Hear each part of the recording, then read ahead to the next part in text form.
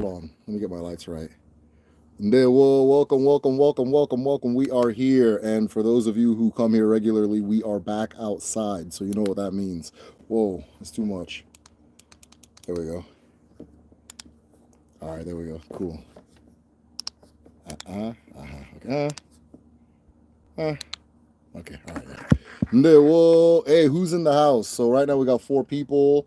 Welcome, welcome, welcome. As always, this is Derek O'Fodderwall with the Medicine Shell. I discuss Ibo spirituality, culture, and cosmology here on the Medicine Shell. This is Ask Me Anything. You can ask me anything here. What else was I gonna say? What else was I gonna say? Oh yeah, and we're gonna begin to ask me anything once we get 15 people in here, right? So first and foremost, we got 5 people in here. Who is all here and where are you from? Where are you coming in from? There we go. I am currently working on a video. I don't want to disclose. Oh, there we go. I don't want to disclose the topic, but I think it's going to be a really good one. The last one was the ritual video. So did anybody see the ritual video that I put out, I think 2 weeks ago or a week and a half ago? Has anybody seen the ritual video? I don't know if I turned the comments off or is this just not the day for you guys to talk. Who is all in the house? Let me know that the comments are working. Let me know that the comments are working. Let me know that the comments are working. I don't know where the chat thing is. Hold on. No. We got 6 in here once we get to 15. Aha, she Anita. Hey, Ndewo. Yeah, I was about to say, what the hell's going on? I don't. I got this inconsistent light going on, so don't worry about that, right? Just pretend it's not happening. But we'll see if it adds more ambiance to the production. Ndewo, who else is here? By the way, there's 5 of you guys in here and only one person's hit like. I don't know how I became your enemy. I'm just here trying to make videos and talk to you guys, right? I don't know what it takes, but come on, let's hit that like button, right? If you are new here and we're not hitting the like button, you know I'm liable to just walk off, right? I'll flat out walk off. So go ahead and hit the like button if you're in here. We got 8 and only 1 has hit the like button. Shianita, since you've already called yourself out, I hope you're that one person that has hit the like button. Otherwise, let's see who's all here. Who else is here? Once we get to 15 people, we'll go ahead and begin. This is Ask Me Anything. My name is Derek O'Fodderwall. I'm the host here at the Medicine Show. I teach Ibo, cosmology, culture, and spirituality. And so if you have any questions about ancestral spirituality, this is the place to be, the place to discuss, the place to ask me questions and even push back on some of the things I say. Maybe I say something you don't agree with or that doesn't make sense. We are at 13 people. If we get 2 more people, we're going to officially start. If we get 2 more people, we're officially starting. And they will know. And only 4 have hit the like button, right? Only 4 have hit the like button. I think that's my sign to turn this whole thing off. I was the one who hit the like button. He said,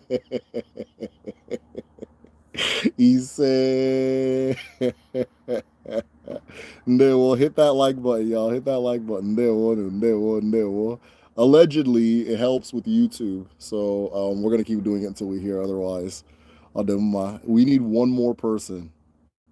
If we get 1 more person in here, we're going to go ahead and start. If we can get 1 more. David Hassan, I don't know why you're saying you say, have you hit the like button?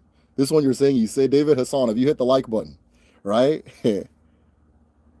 Not YouTube hiding likes. So is YouTube hiding my likes? Okay, well, I'm looking at it right now, and you're all guilty, except 6 of you, right? I need 1 more person so we can get this thing started. So if you have that family group chat of people that need to hear this, if you got the Facebook group, if you got the Instagram group, if you got a little clout on TikTok or Instagram, go ahead and share this with somebody who you think would be interested. We've officially passed 15, so we're going to go ahead and begin. Kaibido. Hey, Professor. Just came from your brother's. Which brother? Which brother? I got 2 brothers that do YouTube.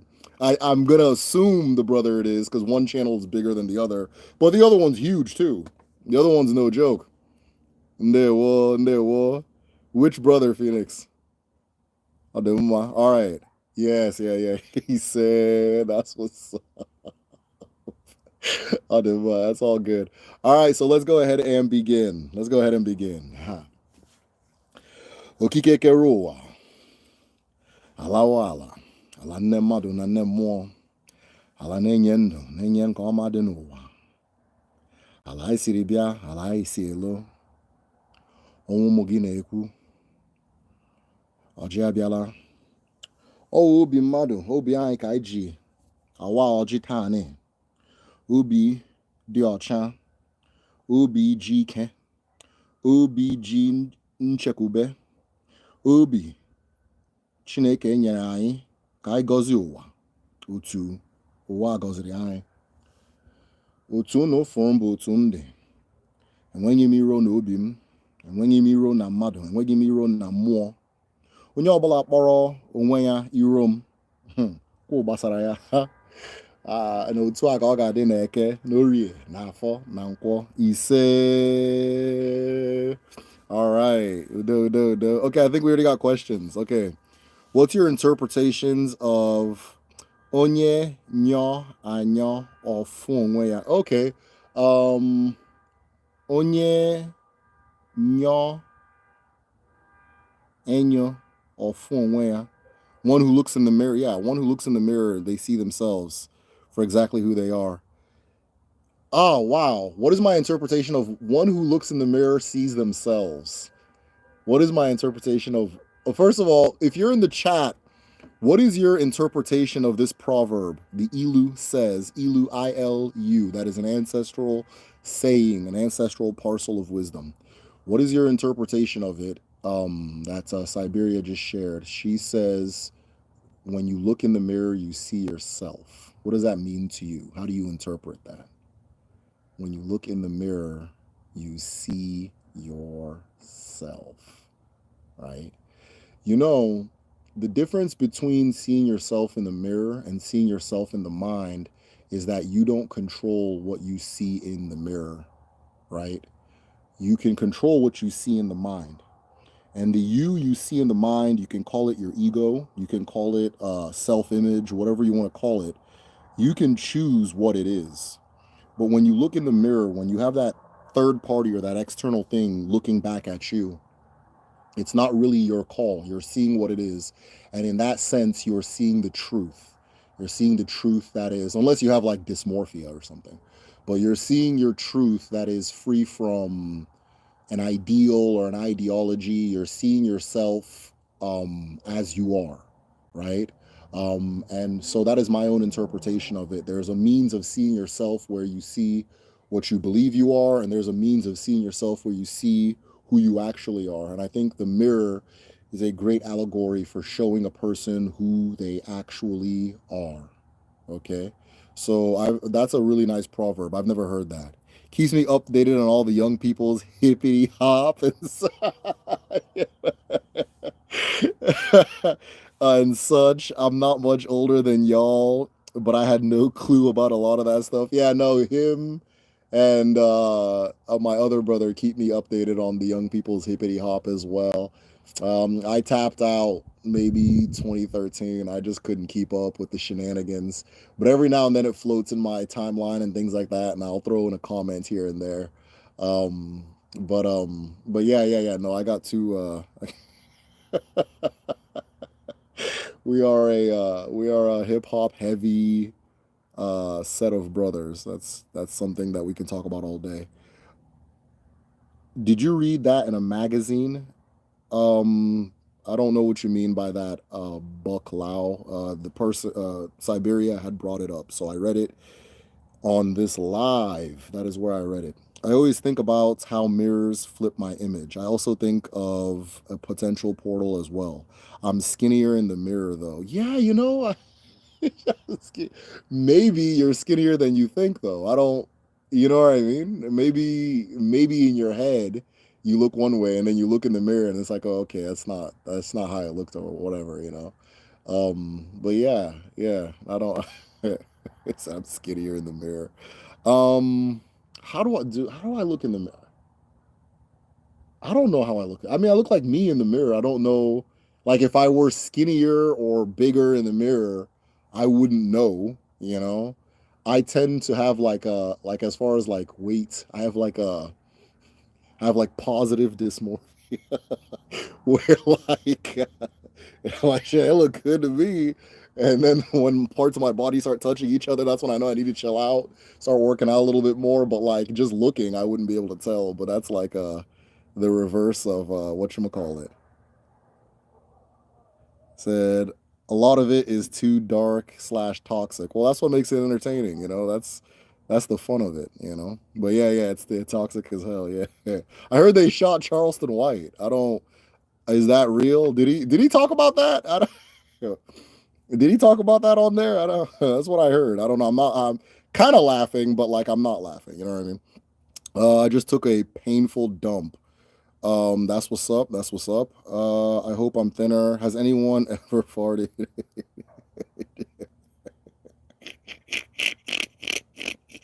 Troll gang is in the house, baby. Let's go.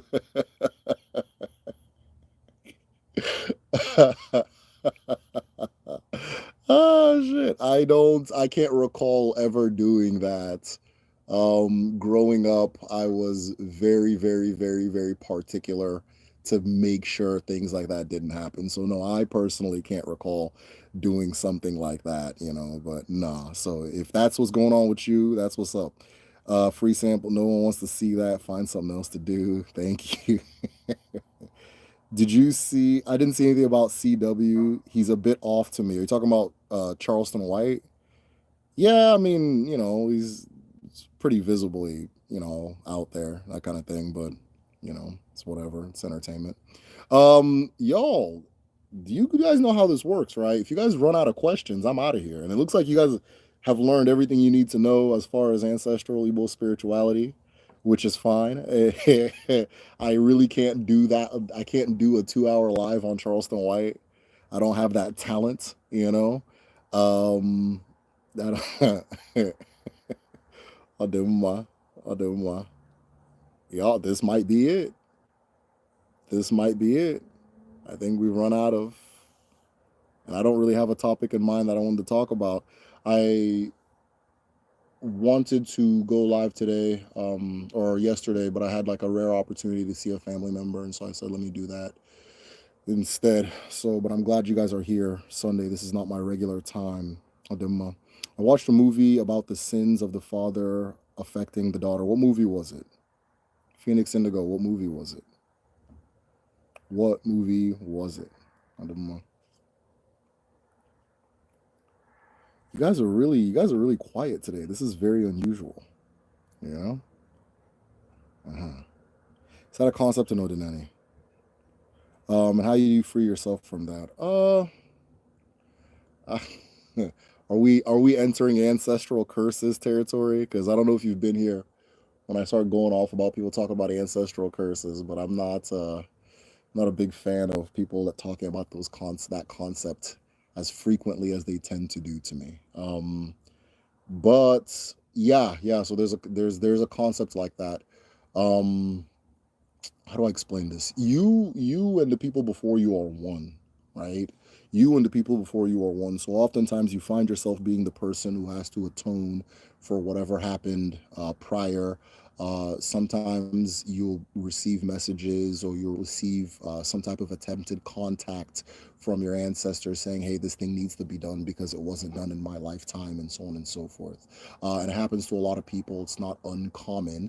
Now, when we say sins, we're talking about something totally different, right? We're talking about something totally different because, as far as Odinani goes, we believe in Nsoala, which are the laws of the land. Laws of the land. So, what we consider the closest thing we would consider to sins would be violations of the law of the land. And the law of the land is pretty universal everywhere you go, though some places will have differences. These are not the laws like that human beings make. This is the laws that the earth herself makes. Few to no nations in the world are able to speak to the earth and receive her laws. But when you do, they're usually pretty universal. No incest, no, I can't say that word correctly, incest. No incest, murder, desecration of what is sacred. So those are pretty universal ones. Not taking what belongs to spirit. What's another one? What's another one? Incest, murder, taking what belongs to spirit. Uh, those are pretty universal. Then you'll get some in some places where certain things can't be killed or shouldn't be killed or and so forth. But it's never anything that's like outside of the bounds of like you're never gonna like accidentally commit nsoala, right? Generally, humans are repulsed by all forms of nsoala without even knowing what they are because it's a thing of spirit, right? Um, but so if one of your ancestors committed these things and they may need someone in the present to atone for it or to make rights or to do what's necessary, be it a ritual or an acknowledgement for correcting the error. But you, your ancestors, your parents, you are all one continuous flow through time and space. So a lot of what they have, you carry over. Now, I do get tired of people bringing up ancestral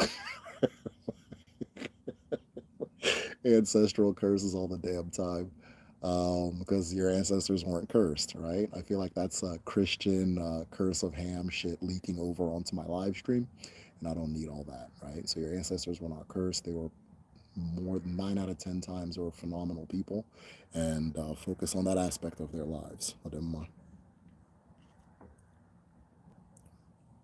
Maybe they said curses. There you see, there you go with them curses.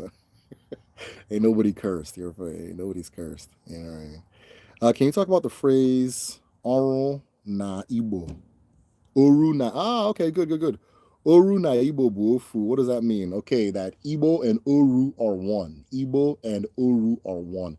So the term Ibo is a very mysterious, kind of debated term as far as what does it mean and what is its origin, right?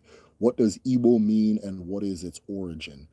It points something along the lines of ancient agrarian people, the ancient agrarian people or the indigenous agrarian people. That's kind of what Igbo points towards, right? That's what the phrase Igbo kind of points towards, but it's still debated, right? Ancient agrarian people, indigenous agrarian people, original agrarian people, right? Uru people are not agrarian. They live off of water, right? They live off of water. So historically, and if I say this now, it'll cause issues, but I don't think like those people watch my stuff. It'll cause issues because just like people just like spreading ignorance. But originally, Igbo didn't. Not all Igbo people were referred to as Igbo, right? Not all Igbo people were referred to as Igbo. Some were referred to as Uru, which I'm Uru. I'm an Uru person. I'm still Igbo, but I'm Uru. You understand? Um, some were referred to as Uru. Uru people, they pointed their lifestyle and their spirituality towards water. And Igbo people point their lifestyle and spirituality towards land. Now, for example, many Igbo people are Uru, right? Especially, specifically, really in Imo, like parts North Imo State, right? And then some non-Igbo people are Oru as well, like Ijaw people, right? Ijaw people are Oru, right? So if you go to an Oru place, you're going to see some commonalities. You'll see the OWU masquerade, which I'm going to tell a story about because I am an initiate in the Owu society. So you'll see the Owu masquerade wherever there's Uru people, and then you'll see that their main shrine will usually be about water or towards the water, rather than the land. The land. So the general idea is the land they're on is owned by the river or owned by the lake they live by.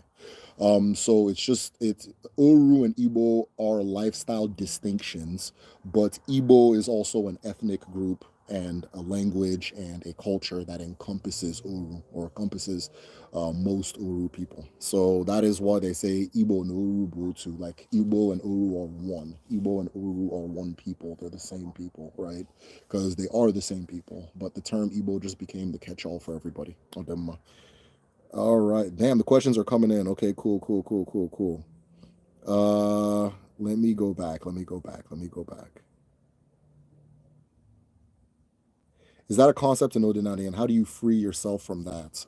As far as the sins of the father, just make it right. You just make it right. I don't know if you can like, yeah, just make it right. You don't sever an ancestor because they got an F on their like social report card, right, or a D or a C or whatever, right?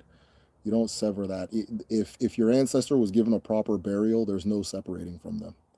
If your ancestor was given a proper burial, there's nothing like separating from them, right? A proper burial, the origin of burial is to re-invite a person back into the earth. So there's nothing, and to celebrate their life and so forth, accept their life. So if they were given a proper burial, it's just what it's going to be.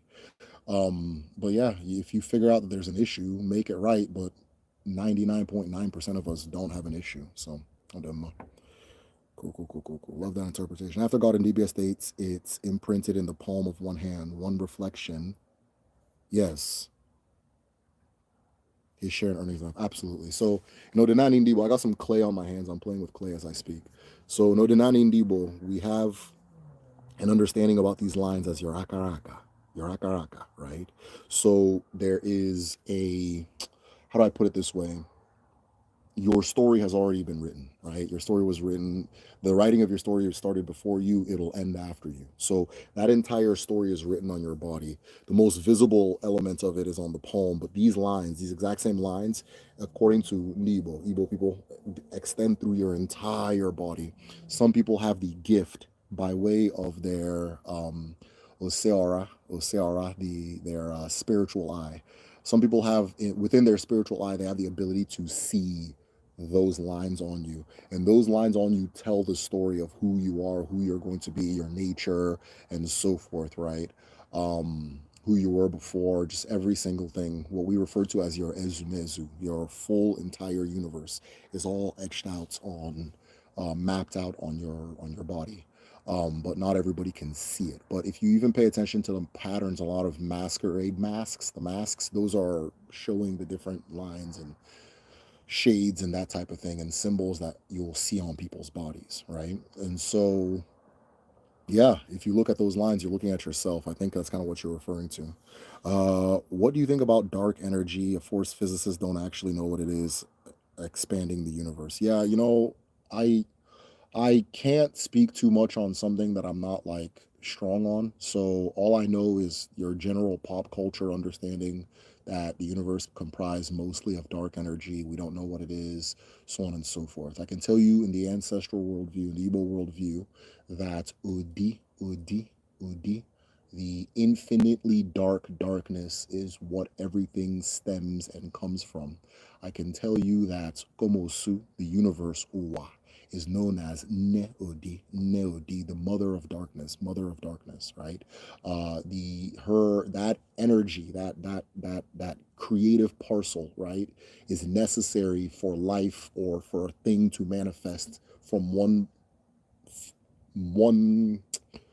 realm of existence into another, right? So the womb, which brings a person into the world, the grave, which takes a person to their next life. There's just the darkness necessary for your brain to operate, right? The darkness within Obi Chuku, all of that goes back to the concept of Neodi or Odi. This is why a lot of people say that when Chuku, if you've seen my first video, I tell the story of um the creation of the universe. And in the beginning, Chuku has this four-walled chamber and is working on something within. And within there is an infinite darkness known as Udi or Udu. And that infinite darkness is what is allowing creation to happen. Now, some people say that his wife opens the door and she sees herself, which is also that infinite darkness, which causes a chain reaction explosion that creates the universe or spills the universe out into the world, right? But yeah, the but yeah, that's what I can tell you about it. I don't know too much as far as what scientists are saying. Um, uh, that dark matter or whatever is, and to my knowledge, they don't know what it is either, right? But yeah, it does also point to the fact that the unseen, what is not seen, what is not measured, what is not terrestrial, plays a massive role in the universe's existence. So who knows what it is? Maybe we'll find out sometime, but it's not really my area of expertise. Though I appreciate you asking. A song from the Dark Demon. Which of the Igbo tribes do you think is the oldest? Logically, probably Isu. Logically, probably Isu or like. Okay, no. I take that back. Let me dial back. I'm sorry. So logically, just based off of the evidence, it's people from like Uturu Okigwe area into like Olo, Newi, that place where that's really densely populated, that band, right? They're not Isu, they're not Isu. Some of them are Uru. I think, I don't know if Orata is the name of that Okigwe area, but that's where the oldest artifacts are. So, into like Enugu, like southern Enugu area. I wish I had a map so I can just kind of do a circle, but all the oldest artifacts are in North Abia State, kind of South Enugu, and what is that? East Imo State. That's where all the oldest stuff is coming from. But there are different groups. There are like three different groups I just mentioned as far as like types of Igbo people. So who knows? Who knows? But those evidence wise, those are the oldest. And then there's some type of centrality to the Isu dialect. Um, because most Igbo people can hear Isu, but have a hard time hearing like the peripheral ones, like Ikwere and the ones in Ebonyi State and Suka and things like that. So yeah, that's what I think. That's what I think.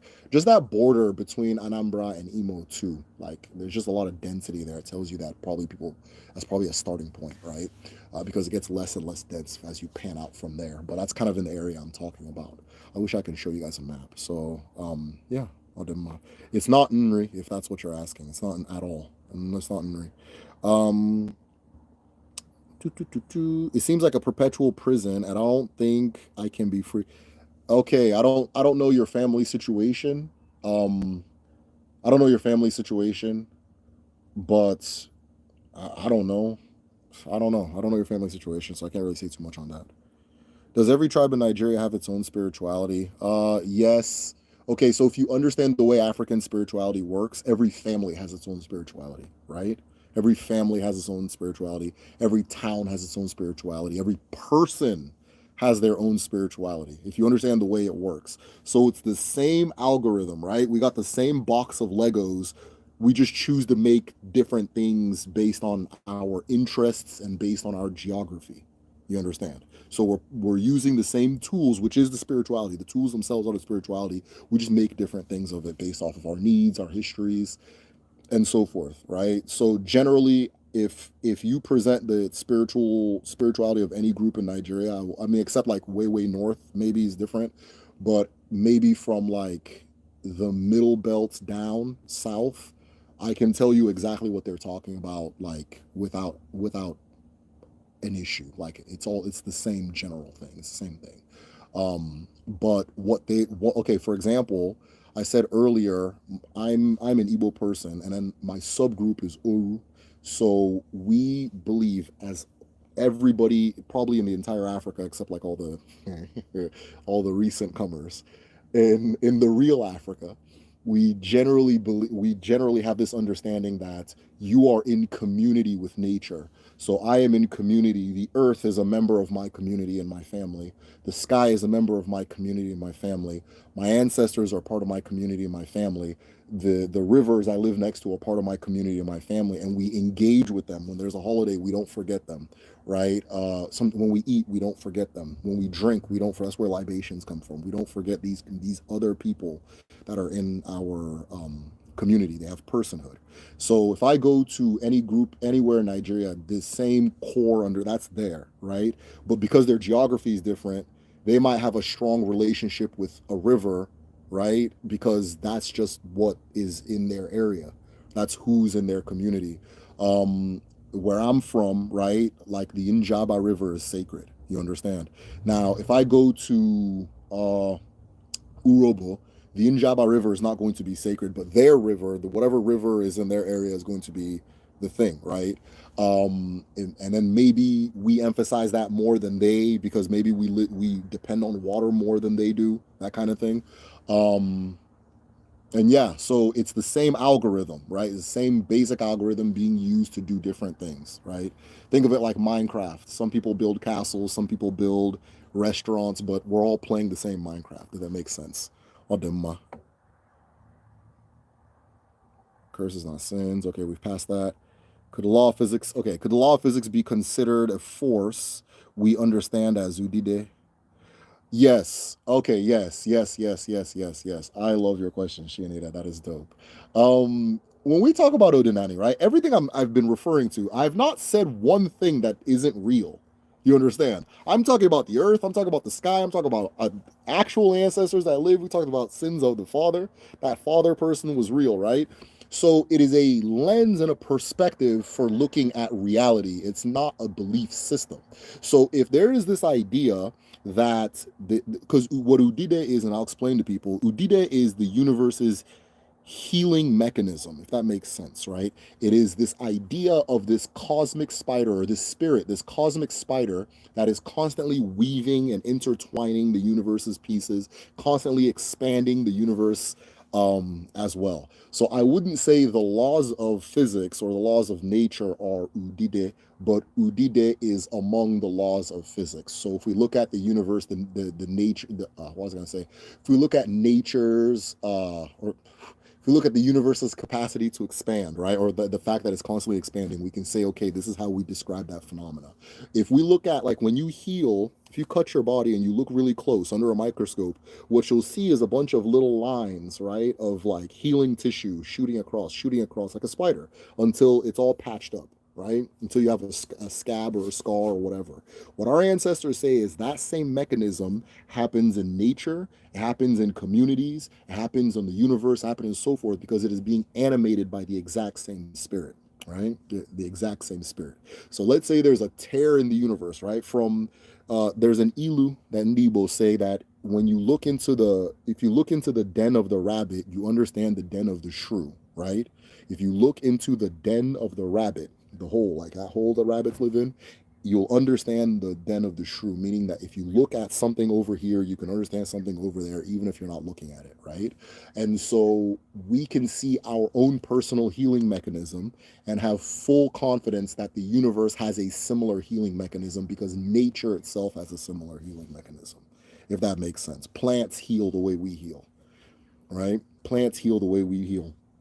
Earth heals the way we heal, right? So that's that. So Udide is one of the elements of physics, but I wouldn't say the laws of physics. Hold on, could the laws of physics be considered the force we understand as Udide? I would say Udide is among the laws of physics. I wouldn't say Udide is the laws of physics, but I love your questions. They're dope. Thank you. Um, Asha says, yo, Asha, what's going on? Not taking what belongs to spirit, is that pertaining to like meat from sacrificed animals? No, it's more like no and yes. So no and yes. So if you do a sacrifice, you can eat the meat. That's fine. That's not an issue. But like grave robbing, right? Grave robbing, that's crazy. That's an offense, and I think universally for human beings, that's always an offense. I'm trying to think of some other things that would like taking from spirit, um, like destroying shrines, destroying holy sites, destroying places where people go to commune with spirit, just like or robbing them or destroying them. Sometimes in like in Igbo land, right, or not in Igbo land, just really Africa everywhere. So I don't even want to say pre-colonially because this practice ended in like the 80s, honestly. I can leave I can leave items. I can go like in the middle of the highway right now, right? And I'm selling pots. And I just put the pots on the middle of the highway and I go home. And then somebody will walk by, like the pots, put the money on the ground, take the pots and go home, right? And then I can come back the next day and pick up the money and go. You understand? Now, that is possible because we have this understanding of you don't take what doesn't belong to you. Be it you don't take from person, you don't take from spirit. And it's a huge offense if you take from spirit, right? It's a very big offense if you take from spirit. So you don't want to risk it, because who knows? Maybe these pots were left out here for their ancestors, maybe whatever, or maybe, you know, or the money or whatever. I don't know who. Maybe a spirit came and is the one selling these pots. I'm not going to play with it. So that ethos allowed for that system to exist. There's a thing is really interesting. I was reading like about like the Mali Empire, like when some Arab went there, and he wrote that that was a practice that he saw.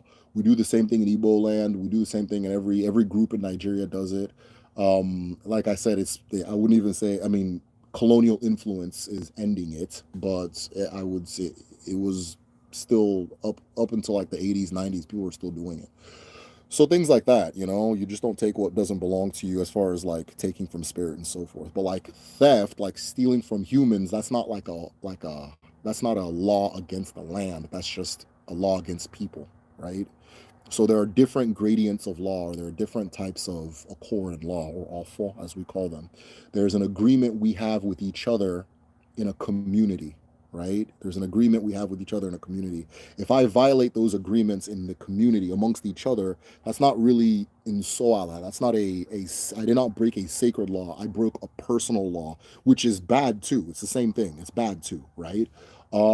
If I break the agreements I have with like a spouse, or my duties to my family and children, or their duties to me, you know, these are still violations, but they're not like Nsoala. It's not like that's not like a spiritual thing.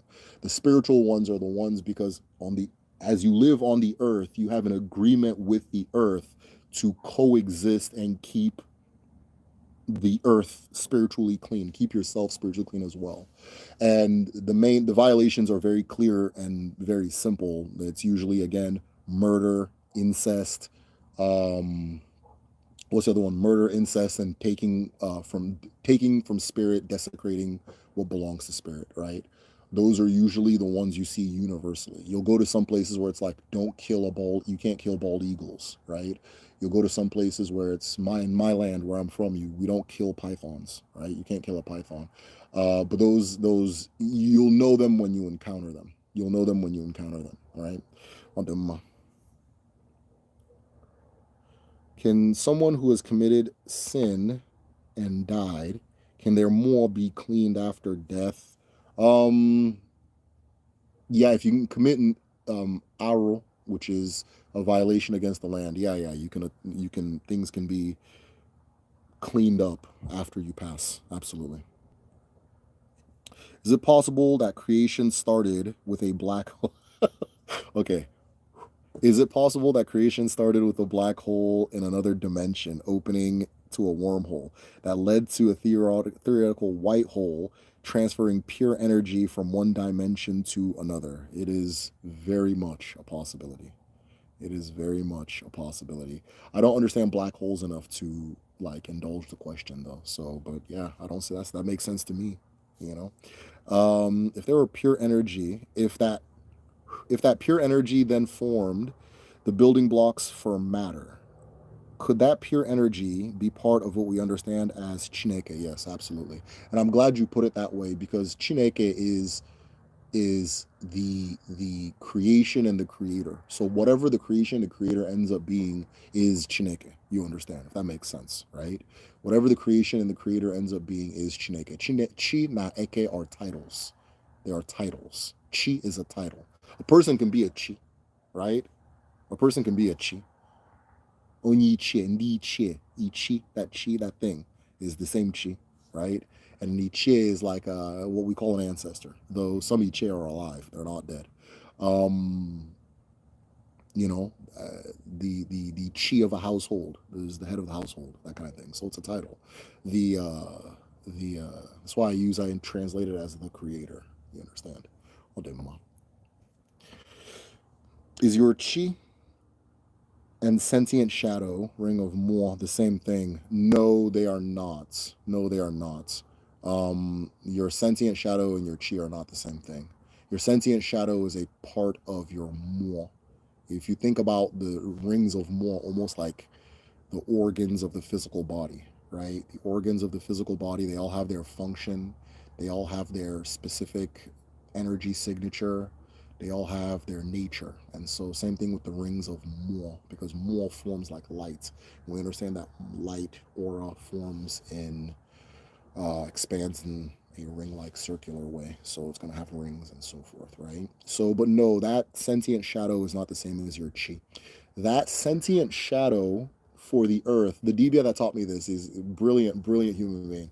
So he told me that that sentient shadow for the earth is, I'm trying to remember, I want to say the moon. I want to say the moon, right? And you see how there's the earth and then there's the earth's orbit. The earth's orbit is still the earth. That's still the earth, right?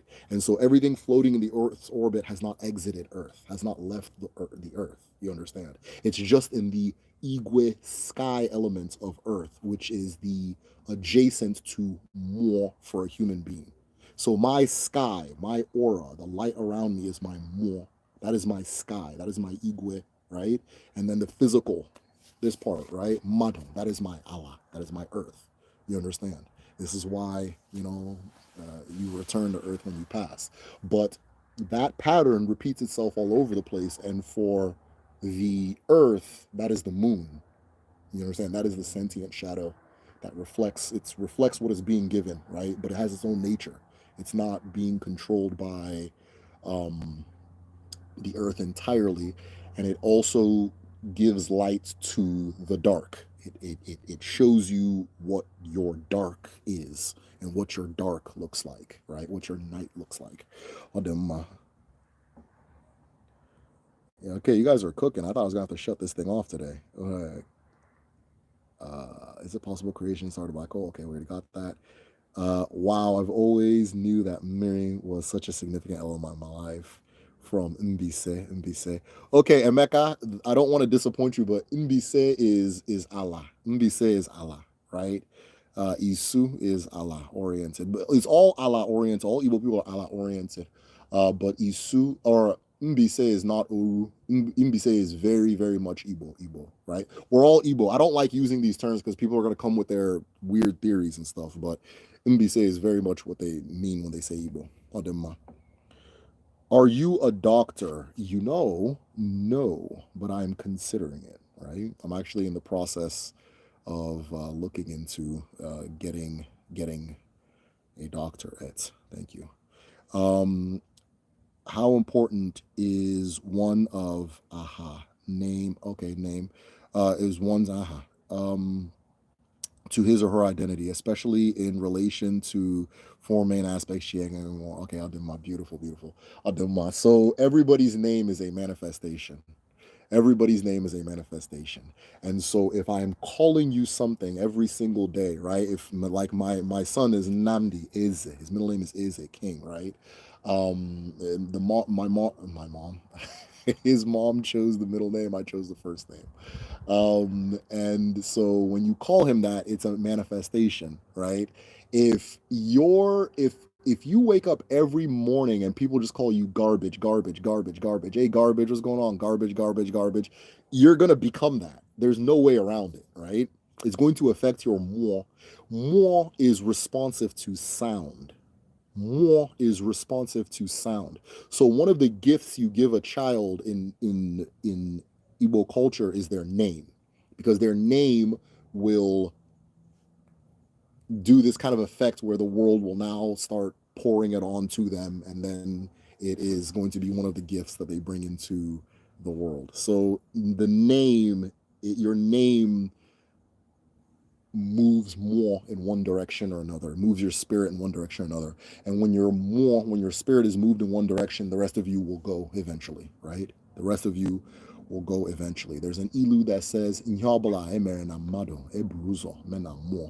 anything that was done in mado, the physical, was first done in spirit. So if I'm calling you king, and your spirit is hearing that, eventually it's going to program who you are, right? So that's why names are no joke in our culture, right? No joke in our culture. It's also one of the reasons that once a person has, reached that point in their life that they want to take a title, that they then name themselves, right? They, okay, parents name, you've taken me this far. I'm now going to name myself my chieftaincy title, which will be blah, blah, blah, blah, blah, blah, blah, that kind of thing. So, I don't know.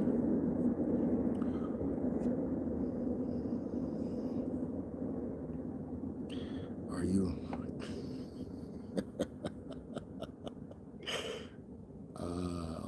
Okay. How important? Okay, I already read that one. Yes, it's first. Okay, cool, yeah. I suspect my father's family might descend from Uru. Oh, interesting. Because they've always settled by the waterside. Very interesting. And because seafood is like, yeah, perhaps. It's um during the slave trade, they paid attention to where people lived, and they made that known so that when people, oh, I need people that understand water, I need people that understand red clay soil, I need people that understand brown soil, that would make sense. And then a lot of those patterns get carried over. Like for a lot, like a lot of cowboy culture, I promise you, that's Senegambia culture. All that stuff is Senegambia. The hat, everything is Senegambia because that's what they do over there. They herd cattle. It's a big thing over there, right? A lot of that is Wolof, Fulani, Mande, all those guys, right? Because they herd cattle over there, and I don't think anybody told them, hey, your great ancestors were so on and so forth. I just think spirit drove them in that direction. They started acting like their ancestors and so forth. I found it funny. What's his name? Q-Tip, the rapper Q-Tip. He did a DNA test and found out he was Fulani. But there's a very famous picture of him walking around wearing Fulani clothes. Right, this very famous picture of him walking around with the hat and the robe, just dead on. So yeah, these things are in you. I wouldn't doubt it. Like me, I have to live by water, right? I have to live by water. I absolutely have to live by water. It gives me so much peace. I actually just came back from the lake with my kids. I took my two kids fishing, and yeah, I just came back from the lake, so that's a must for me. Can you lose your UD or lose your access to that space? No, it is an element of creation, so you can't really lose it. It's always there. It's a part of your body, or how, let me put it this way: it's a part of how you function physically. It's the reason why you begin your physical healing when you're sleeping. Sleep is OD. You're closing your eyes for a reason. You're darkening the room for a reason. Um, what are some other examples of OD? Those of you that like grow mushrooms or whatever, you're working with OD. The same thing. Um, Pregnancy, OD. Your brain functioning, OD. Your heart functioning, OD. All of that is OD. It takes OD to function. So it's not something you lose, it's an element. It's like saying, can I ever lose my muscle fibers? Like, I mean, not really, but yeah. Adema. What is Ikuku Kamosu? Okay, Ikuku Kamosu are the winds of Komosu. The winds of Komosu. Ikuku Komosu are the winds of Komosu, right? Ikuku Komosu is also known as Nkwo. Is also known as Nkwo. Nkwo. Nkwo is the fourth day. The fourth day. Now, if you follow a lot of the like creation stories from Igbo culture, there is always this phase, or there's usually this phase where earth and land have an issue. They don't know which one's which. They don't know who's over who. So everything is muddy and just uninhabitable. And then a wind, some type of wind comes and settles it so that everybody gets their space, right? Another story about Ikuku Komosu that doesn't isn't super obvious. I told this story on one of the videos where actually my son told the story.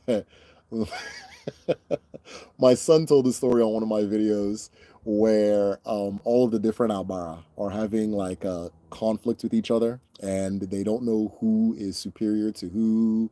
They don't know. They're trying to see which one is more important, which one matters more, what the hierarchy is going to be among the Albara.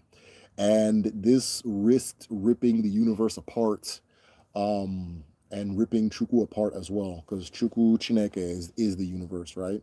And so what was decided was that all of the different abara would be paired in twos, right? And they would be put into houses, eke, urie, afo, and nkwo. And at the middle of the houses, there would be a market.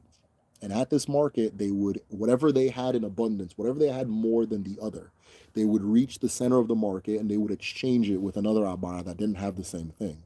And so there would be this exchange happening where equilibrium is being achieved and so forth, which ties back to the ilu uwa buahia. The world is a market.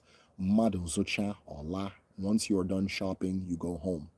And so at the end, and then at the end of everything, Chukwu puts Ekwensu in charge of making sure nobody steps outside of their bounds and everybody is working together. So that Ekwensu is Ikukukomosu. Um, that final settler, the thing that settles the peace bringer, is Ikukukomosu. The order bringer is Ikukukomosu. But Ikukukomosu are also the winds of change and the winds of chaos, right? The winds of change and the winds of chaos. That wind, that hurricane, that storm that comes and says, this is how it's going to be. And there's nothing you can do about it, right? All of that is Ikukukomosu. The winds of the universe, winds of nature. Sorry, my statements were related to the first topic, curses and such. You addressed them before getting to my time, so okay, no problem. I have this theory that Chuku making Obichuku created one dimension, Eke making Ogorokomosu create another. And there was a reaction when they interacted. Damn, that is true. Because in the story, she's working on her own. She's like weaving something, right? And then she goes, all right, what is he doing for real? And then puts it down and then goes and then things kick off. Yeah, yeah, absolutely. Ademma. Because one of Eke's names too, I don't want to tell the story and make it seem like Eke was a passive participant in the whole thing. Because one of Eke's names is Ekekeruwa. Eke that created Uwa. Eke that created Uwa. Eke that created the universe. So that's one of her names. So that theory is incredible. Angelica Pickles. Thank you, Angelica Pickles. Hold on. Are you referring to the social constructionism of your group? Uh, Maybe I missed the context for that question, but probably. In general, Black Americans, aka sororities, perform and move where they look at the palm of their hand, hold it as a mirror. Oh, very interesting. Very interesting. I mean, I can't tell you where that comes from, right? I can't tell you where that comes from, but that is interesting because I have seen that before. I didn't think about it though, but I know that the sorority culture is very esoteric at its core. Love you, man. Helped me so much in my journey. Oh, I appreciate you. Thank you. May Chuku continue to bless you at every level. Thank you. I appreciate you, Udo. Ise Nwane Ise. Derek, my namesake. Good morning to you too. Which force of physics would you consider Udide to be most similar? Sometimes I don't like making comparisons to contemporary science because I feel that a lot of these concepts have not been discovered, if that makes sense, right? Discovered, right? So, and then either discovered by those people or discovered by me. Maybe I don't know. What I know is that the concept of healing is udide. The concept of building and repairing is udide. The concept of crafting and molding is udide. So if we have the capacity to craft, mold, build, heal, repair, it didn't come out of thin air. It didn't come out of anywhere. There is nothing of your body that is not of the universe. So this element, that conscious building, the ability to use consciousness to build and work with existence exists beyond us. And that's the concept of Udide. It exists outside of us. The universe has its version. The Earth has its version. The moon probably has its version. Not even probably has its version. All of these different elements in the universe have its version. So I don't even know if we've given it a name, but it is the universe's inclination towards uh, creating, right? It is the universe's inclination towards creating. It is also think of the fact that while the universe gets described as a byproduct or a thing of chaos, there are certain, not even certain, everything has its place. And when it's out of that place, things get thrown off and it gets put back into the thing, right? So we think about like gravity, right? You jump in the air, you fall down, right? Because that's just a concrete thing. Like there's a place, you understand? The laws of nature have created so that there is a place for me as a human, which is on this damn ground, right? That kind of thing. And so that idea of the thing is not the way it's supposed to be, now it's where it's supposed to be, right? The magnets are separated and then they come together. That all of that ties to Udide from my interpretation. So I don't know if there's a singular concept for it, but it's that animated building process of the universe that is shared in multiple elements of the universe. One of the members of the village, our community on Patreon, was actually the one that pointed me to the idea that Udide might be Agun, or Agun at the highest level.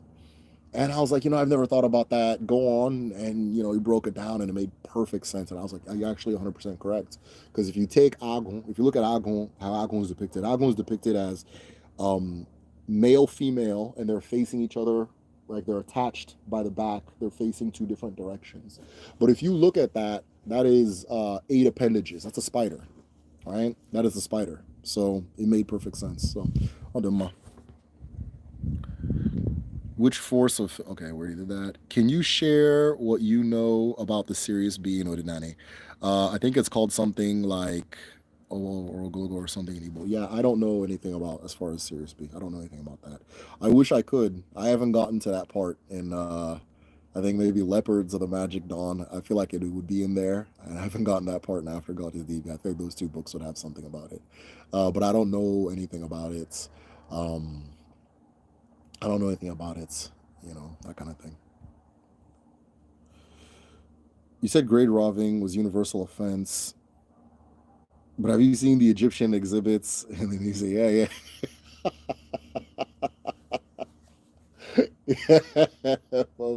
Yeah, them fools are doomed, boy. They are doomed, right? Yeah, you won't catch me going looking at old damn dead bodies in a museum, right? Yeah, that's nasty shit. Yeah, no, they're doomed. Uh, but I feel that I feel like anytime Ogu is trying to catch up with the West, we're so locked into wanting to be the West that whatever the hell it is, we jump in the way to and we get it, right? Like I was thinking about how like desegregation happened right when they invented high fructose corn syrup. And if we would have waited for like a little bit more, we would have dodged that bullet. But that kind of thing. So yeah. Anytime Ogun is coming, we jump in the way too. So but yeah, fools are doomed. And we're probably doomed too because we just can't untie the cord. Please, in which terms of Mazi Derek, please, in terms of reincarnation, apart from Ibo and the black race, do other races reincarnate? Yes, everybody reincarnates. Yes. Everybody reincarnates. When we talk about Odinani, we're talking about humans, right? We're not talking about like the US Census racial classification system. I see people say things like, oh, white people don't have ancestors. That's ridiculous, right? That's ridiculous. Maybe they don't like their ancestors. Maybe they don't have a relationship with their ancestors. Maybe it's not in their culture to even think about that shit. But yeah, everybody has ancestors. That's how you got here. It's how you got here, unless they're made of like styrofoam or something. I totally agree. Okay, cool. Quantum.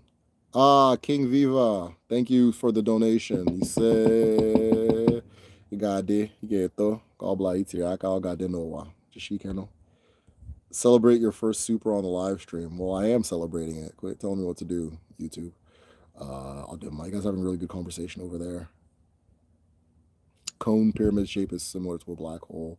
You're getting close. Is it possible that Ete equals tiny wormhole strings, form fabric of the universe? One of the things I've learned that's very interesting as far as Ete goes. So there are these things called solar strings or solar cords. And I guess the sun has a whole bunch of cords emanating from it. Like all things are still connected in the solar system, are connected to the sun by these unseeable, I guess, solar cords, these strings. So I found that really interesting. I have to look more into it. Again, I'm not a physics guy, but the thing I'm talking about is physics. So as has already happened in this live stream, I tend to find myself talking physics and that kind of thing. So yeah, I saw that and that was really interesting. So you and Ugo Sirius should make an Odinani inspired graphic novel. The Black Sea, you should make an Odinani inspired graphic novel. And you should hit me up if you need any help, right? Don't give me your $1 million idea. Don't take your $1 million idea and throw it at Ugo Sirius or the Medicine Shell or anything like that. Take your $1 million inspiration and make it happen, right? When you receive that uche, it was for you. It was for you. You received that, right? So you may think we're the experts, but trust me, you're fine. Go do your thing. If you have any questions, ask me. I will answer it at the drop of a hat. Did you catch the movie? Okay, that's not for me. It definitely gives gravity vibes. Even just looking at Spider's web, it floats like fabric and traps anything that gets close to. Yeah, it's also the strongest material I think known to man, and just phenomenal thing. Hi, does your teaching? Yes, the teaching of names. Yes, it goes into the concept of manifesting desires, right? Being deliberate with naming, all of that is tied in there, right? All of that is tied in there. Ademma. What is the difference between worship and veneration? Good ass question of Indice and Odinani. And why is it important to make the distinction when discussing the roles of Indice in everyday life? He said, thank you for that. So let's talk about the term Indice. Indice. Indice. Indice, I'm gonna burst some bubbles, but Indice doesn't mean ancestors. But your ancestors are Indice, right? Indice does not mean ancestors, but your ancestors are Indice. What does Ndichie mean? Ndichie goes to the Igbo title system, right?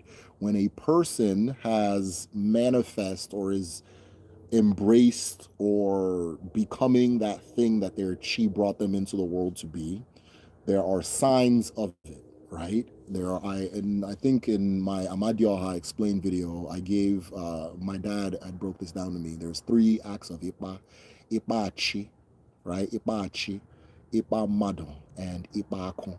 So you once a person who's manifesting is also bringing people together, right? They're bringing people together.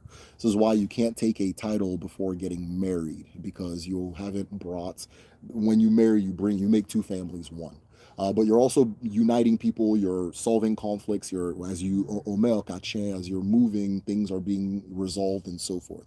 As your presence becomes a solution for people, right? Solution, unifier, and so forth. There's Ipakon, right? Usually, as you're in alignment with your chi, wealth is a big part of it.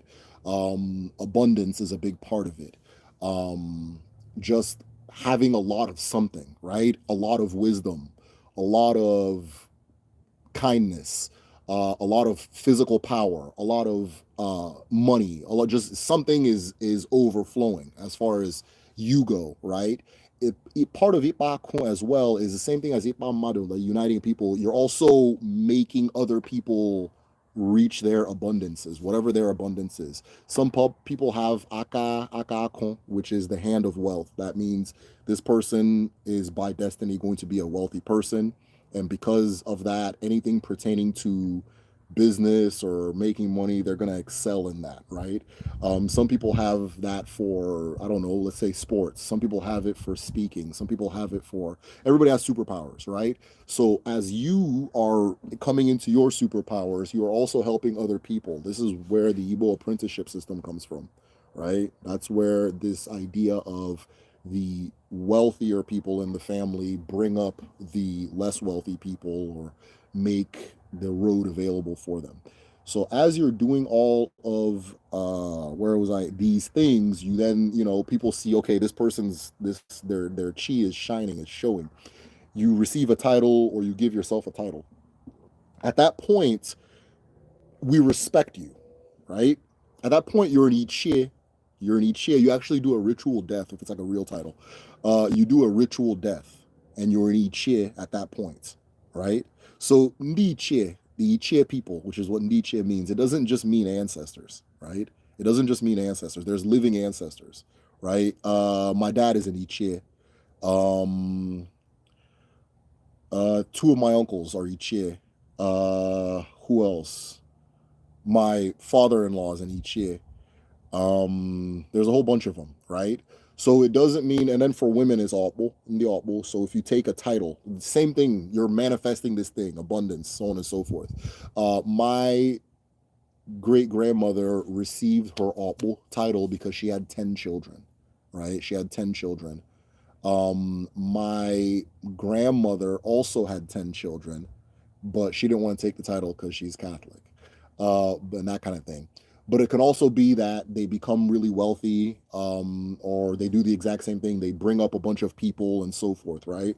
And so at that point, we're looking at you as like a light. You're like a light upon people, and there's a respect we give you, right? When your ancestors pass away, that same ritual death that gives you a title, they've done it too. That's the dying process. It's the dying process, right? And so once they've died, they also become Ichie, and they're given that respect. It is not a worship situation, right? It's it's you talk to your ancestors the way you talk to your elders, right? The same relationship you have with your elders is the same relationship you have with your ancestors. The way you address your ancestors is the same way you address your elders. And you don't worship your elders, right? So you're not really worshiping your ancestors. It's just that family connection, togetherness, oneness does not end once you pass away. That's how we see it. It doesn't end just because you're a lot. You're just because you're not living doesn't mean you're not my uncle anymore, right? It doesn't mean you're not my aunt anymore. It doesn't mean you're not my grandmother anymore, right? You're still that, and so I'm going to continue giving you that respect, no matter what. There's an ilu that says, when the blind and the deaf man pass you in the morning, greet them, or a deaf person pass you in the morning, greet them, right? If they don't hear you, the earth and the sky hear you, right? If the blind and deaf person pass you in the morning, greet them. If they don't hear you, the blind and the deaf hear you. So with your ancestors, regardless of what you believe, whatever, you greet them in the morning, right?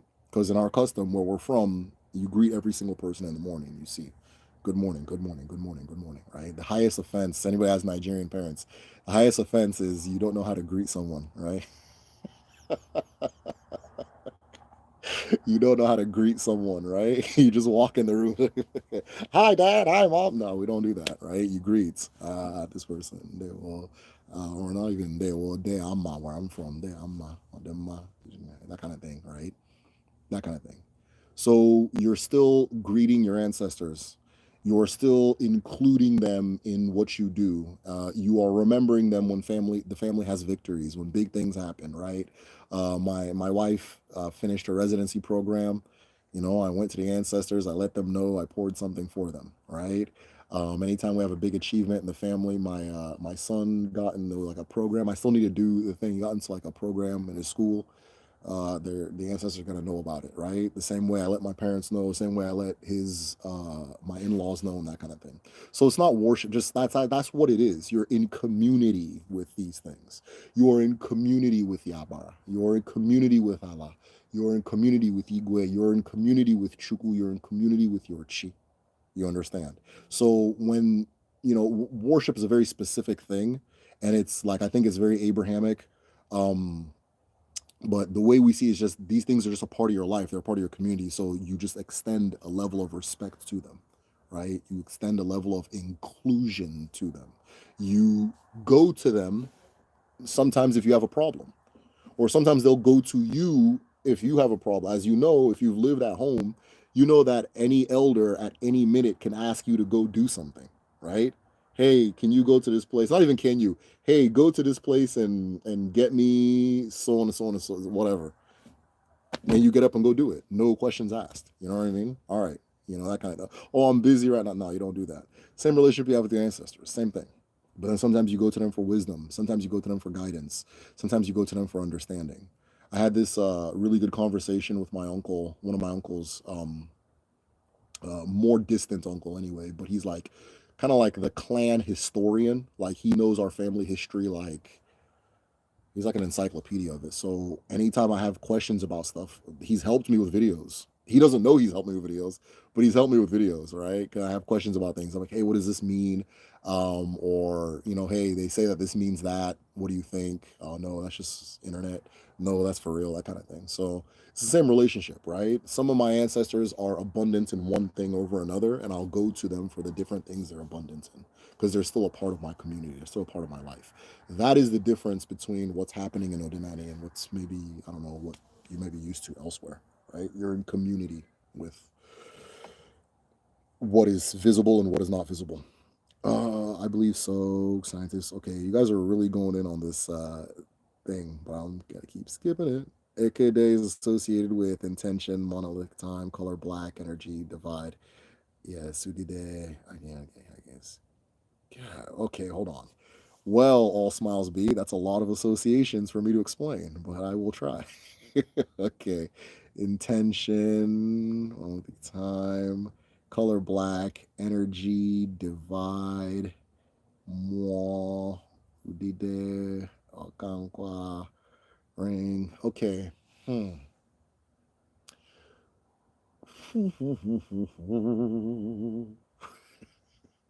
Okay. One of the best ways to understand Eke, Uri, Afo, Nkwo is whenever you hear that story of Odachi Nebere, where it starts in Obi Chukwu, and then from Obi Chukwu, it goes to Ne Chukwu dying and the water, and then it goes to the birth of the earth. And then in the birth of the earth process, life emerges, all the little stories that talk about like the light beings coming from Obi Chukwu over. That is all birth of the earth time stuff, right? And then the settling of everything in the end, the settling of everything, right? Some stories, there's the idea of breathing life into the earth. In some versions, there's the settling between order, giving order to all of that stuff. All of the stuff that happens in the first phase of the story is Eke. All of that is Eke. Everything that happens in the second phase of the story is Uri. Everything that happens Afo, everything that happens Unkwo. So like Afo, life, all those different things. Uri, rebirth, renewal, revival, reincarnation, purity, purification, emotion, passion, that kind of thing. And then Eke, the creation, the beginning, the darkness, the lights.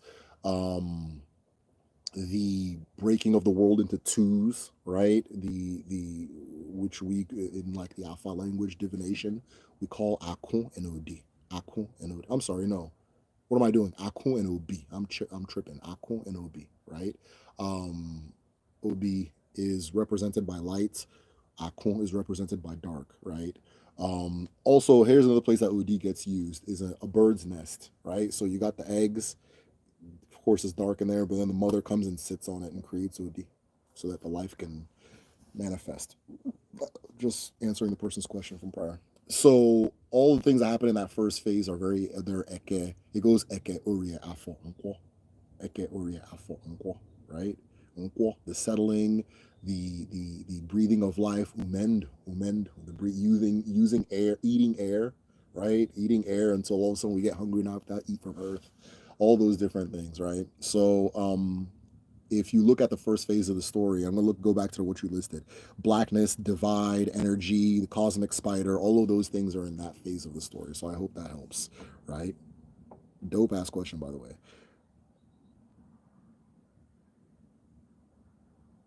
P.S. I'm Aretha, not Clancy, so labeled. So grateful for your sharing. Okay, Aretha, there will no, there will. If you're talking, and I don't know if I missed a question of yours, Aretha, but if you want to ask it again, that'd be dope. Okay, you guys are. I see Angelical Pickles and she and Ida have become best friends. It's all good. I love that. Okay. I believe Udide scientifically describes quantum entanglement. Derek, that's dope. If you want to elaborate on that, that would be dope. But yes, I can see that. I can see what you're saying. Many indigenous systems view time as cycle rather than linear. How does Odinani understand the passage of time? How does the concept of time influence rituals, so on and so forth? Yeah, so time, as far as Odinani goes, is seen as relative and it's seen as cyclical, as you said, right? It is seen as relative and it's seen as cyclical because the universe manifests as an infinite array of circular patterns over and over and over, life and death, the orbiting of the Earth around the sun, or you can call it day night. The year, everything is just cycle, circle, right? One of the only shapes that exist in nature is the circle, right? All of everything else, everything forms in a circle. Straight lines are not a part of nature, right? Straight lines are not a part of it, so nothing can be linear because linear doesn't exist. Linear is a thought form. Linear is a thought form, and when you try to bring linear as a thought form into reality, reality usually renegotiates and says no, it's going to bend a little bit and that kind of thing, right? And so yeah, time cannot be that much different than everything else in nature. So we see it as cyclical. We also see it as relative. There was another part of your question. Yeah, so because time is cyclical and time is relative, think about it like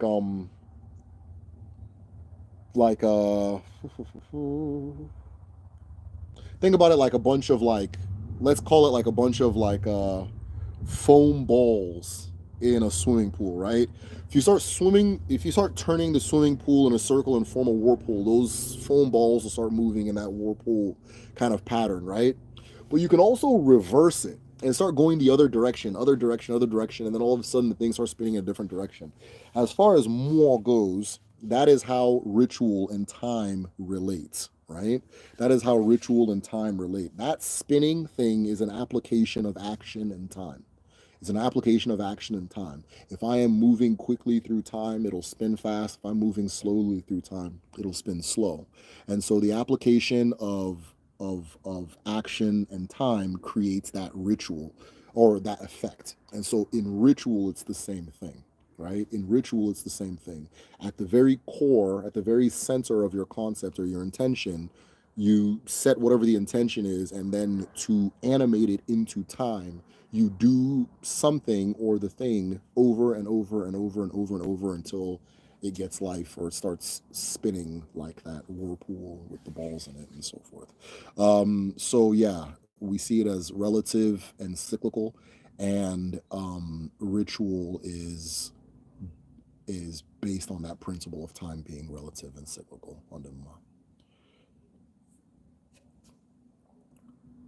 What is the shape of the torus field? There's definitely physicists who theorize a wormhole singularity.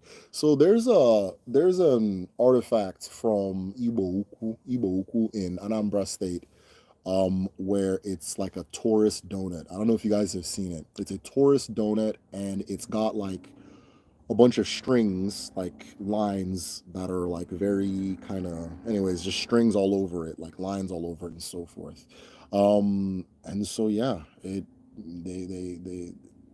kind of sounds like what you guys are talking about, but hey, y'all are cooking. I should have known the sequencing translation. Yeah, Shmala. LMAO, this is Ashley, by the way. The hand in the front of the face is a mirror. Okay. And the head shaking is from Ethiopia, Eritrea, but it takes a different connotation here on them. Mm. Can destinies be stolen? Have you already talked about this? No, it's okay. I'll talk about. You can ask me 100 times. It's fine. I don't think they can. I think that's just devious trying to sell some services. I don't think anybody can take somebody's destiny. That's a trip. I've heard some things though. I saw something on TikTok the other day about. I think it said that Kim Kardashian was a destiny stealer and that she stole Paris Hilton's what. I don't, man. It's just some shit, dude. But yeah, some people say it happens. I personally don't think you can steal it. I have my own reasons for saying so.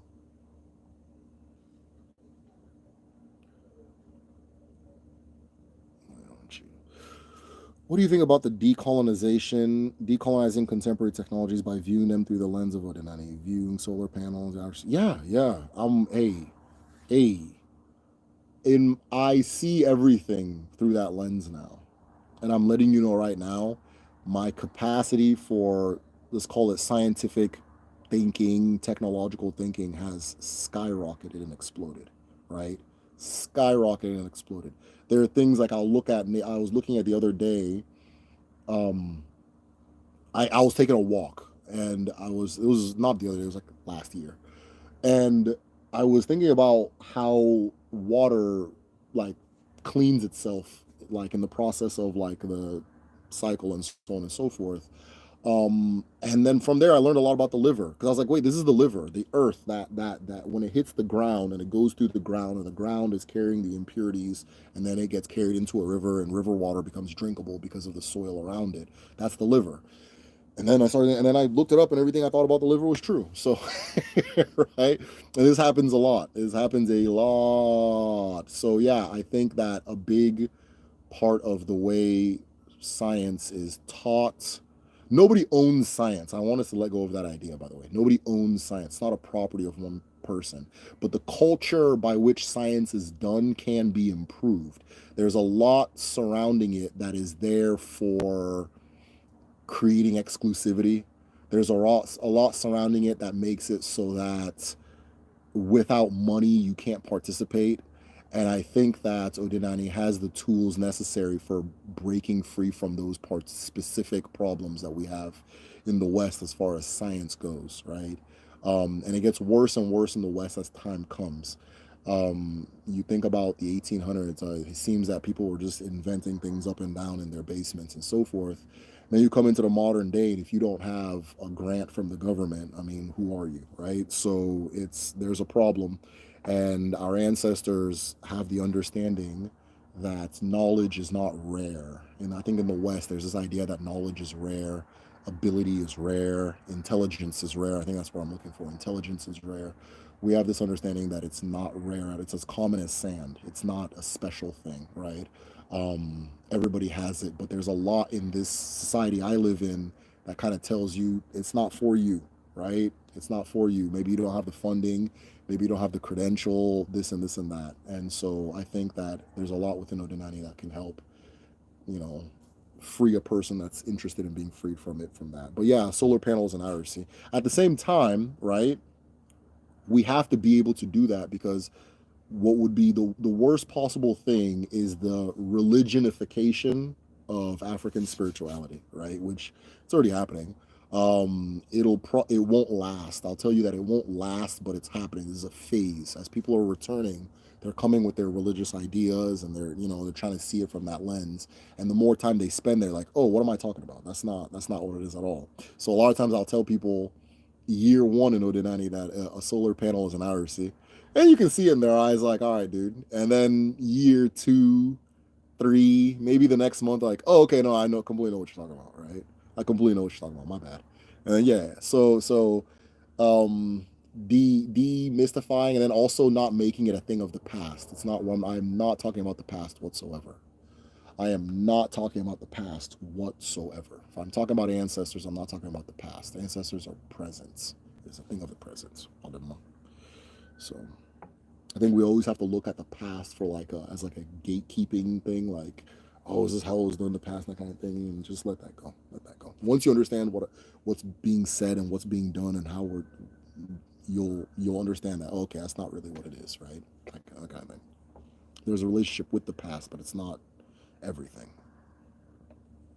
Great question. My question is, how do I confirm outside of my chi that this is the correct way of drawing the sign in the US? I'm not around many who know this sigil language. Interesting. What is your sigil intended to do? Draw your sigil the way it is coming to you. If it doesn't do that thing, try a different one. But don't be afraid of any consequence of doing it incorrectly. Okay? So there's an ilu that our people use, and I'm sure you've heard this one before. The ilu is when an arusi, oh, I'm sorry, let me put it this way. When a snake fails to do, wait, when a snake fails to show what makes it a snake, children will use it to tie firewood. When a snake fails to show what makes it a snake, children will use it to tie firewood. There's another one that says, when an arusi fails to do what it has been brought to do, we use it for firewood, right? They're both saying something very similar, right? Draw the sigil as it comes to you. If there is something that the sigil is supposed to do and it doesn't work, do it again. Odinani is cause and effect. Odinani is trial and error. What I'm telling you is what our ancestors have revealed by way of their experience, not them sitting and thinking some shit. It's their experience, right? It's lived experience, experience of not just the ancestors, but people living right now, right? People living right now. So yeah, a big part of that is experiencing it. Draw the one that comes to you. If the thing doesn't do what it's supposed to do, try again until you get it to work. Don't worry about the mistake. You laugh like when Godfrey does Steve Harvey. I don't think so whatsoever. I don't think so whatsoever, but sure. My parents used to be friends with Godfrey's parents, though. It's just a funny story, right? Or interesting story, I guess. Robbing a pharaoh of all things, just crazy. We'd never do that to Elizabeth. Yeah, well. The movie, okay, was for you, okay.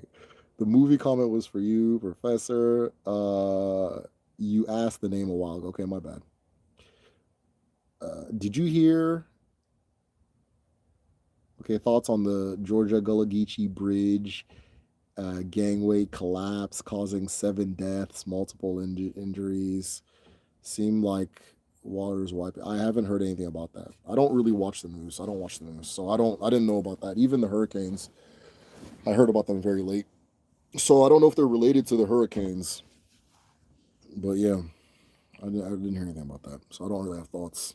Um, how should I approach my life as Nwamiri born on Eke Day? I can't tell you how to approach. I don't know you.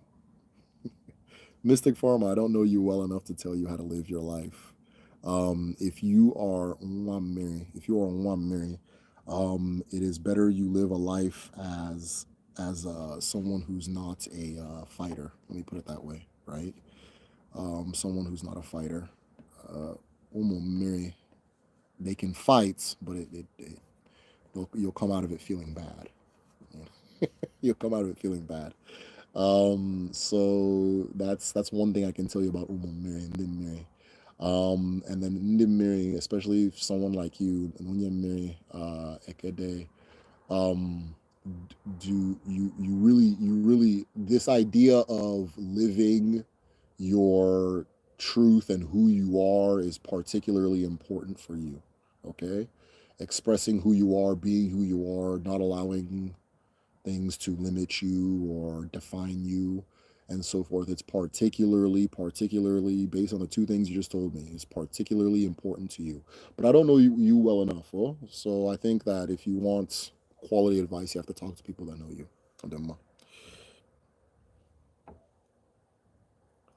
What if you have noisy, annoying ancestors? Then you're probably noisy and annoying.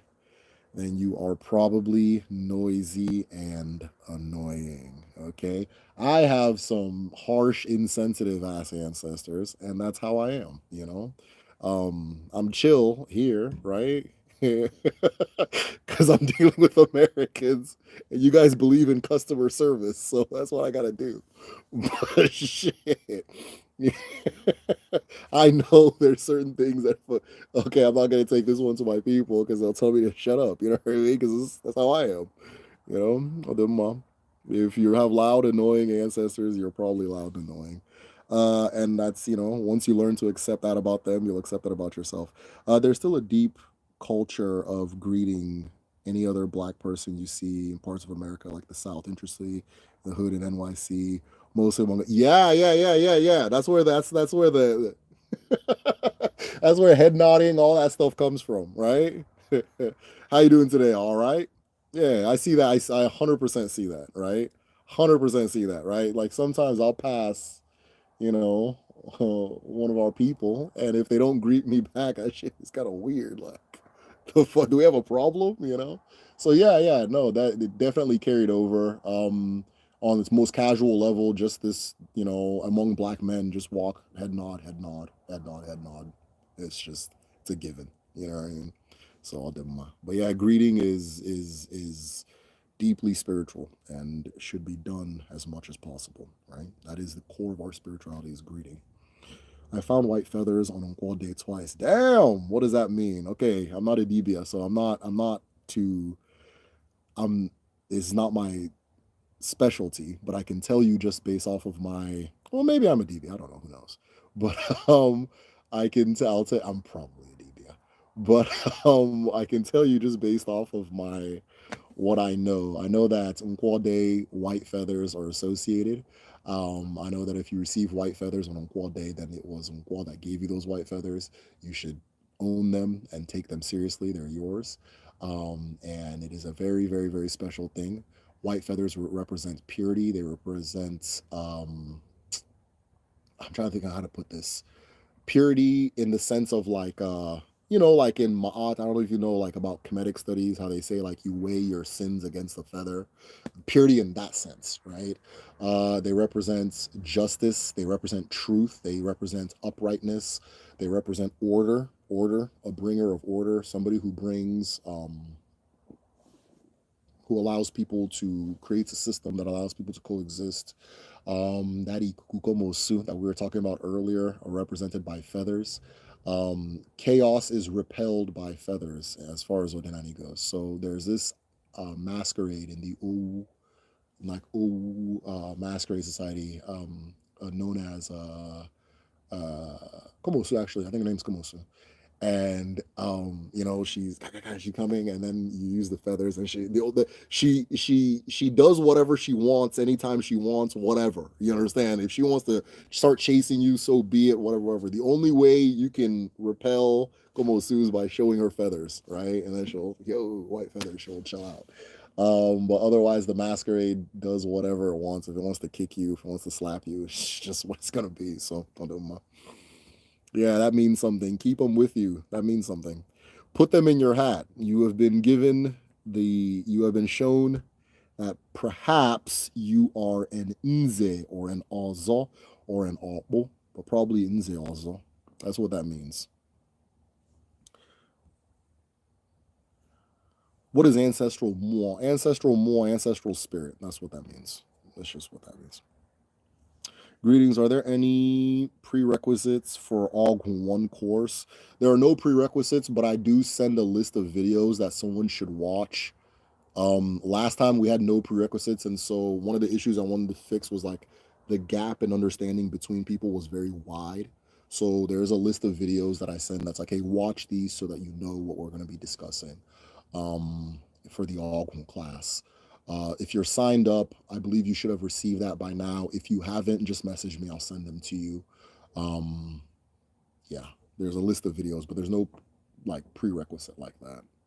Has been somebody recommended I should make a prerequisite class because again, the golf, like we had people asking, like questions that other people saw us like beginner questions, So I don't know.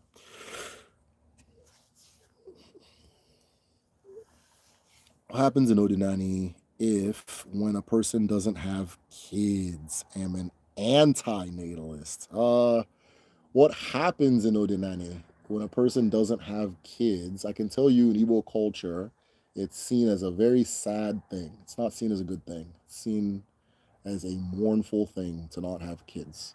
Um, but that's Igbo culture, right? So if you're an anti-natalist, I assume you're from a culture where that's chill, right? Not having kids is chill.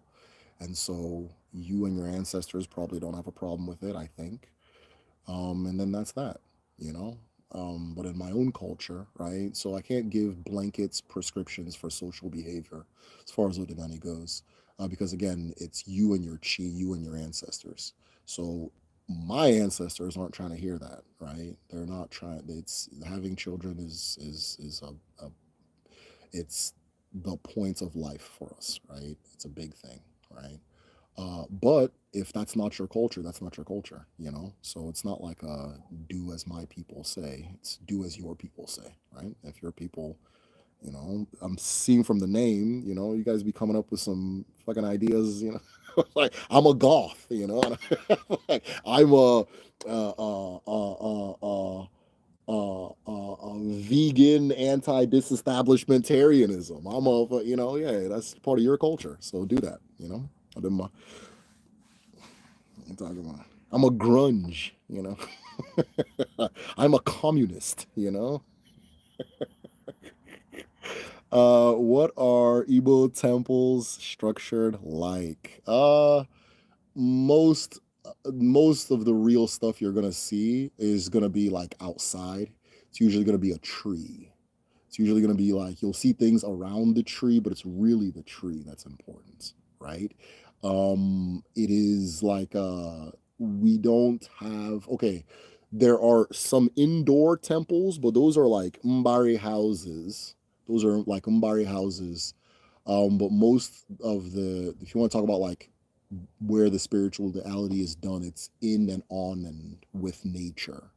But there are some indoor ones, you know, you'll find pictures here and there. I can't just like describe it off the top of my head. There's no prescribed way for them to be. You can do it however you want.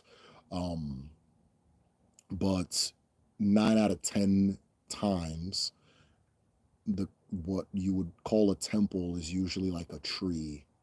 It's usually a tree or a plant or something that's like actually in nature, like a river, right? And so forth. Now you'll see little things around it, but those things aren't the actual thing. It's the nature thing that you're dealing with, right? But again, you know, there are some like indoory ones too, like Umbari houses and things like that. So they differ. Tends to depend what the temple is oriented around, if I want to call it a temple, what it's oriented around, right? Some people build full houses for their ancestors. Like when I was talking with Mbari, we'll build a full ancestral house and I'll have things like that. There are some like basic guidelines if it's an indoor thing. So for example, now sunlight has to touch its main part, like whatever the main focal point is, the altar, so it has to be exposed to sunlight. And then, what else? And then it has to like have like a direct connection to like the physical earth, which I didn't know that in the beginning. It's something that I was taught after arguing with somebody, and they were right. But it has to, like, the ground has to be soil, like sand or like that kind of thing. It can't be like tile or carpet or anything like that. It has to be like actual sand, like actual floor, so that whatever you give goes into the earth. That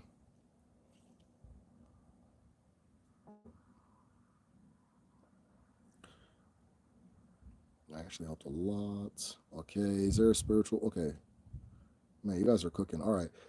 Are there spiritual forces that can corrupt chi and manifest negative outcomes towards your destiny? It won't corrupt your chi, it'll corrupt you, if that makes sense. It won't corrupt your chi, it'll corrupt you. There's an ilu that says anybody that throws a stone at Chuku, the stone will land on their head, right? I can't corrupt the sun, okay? If you understand your chi, try to think about the sun. I can't corrupt the sun, but I can corrupt my relationship with the sun, right? I can lock somebody in a dungeon for 20 days or something, right? That kind of thing.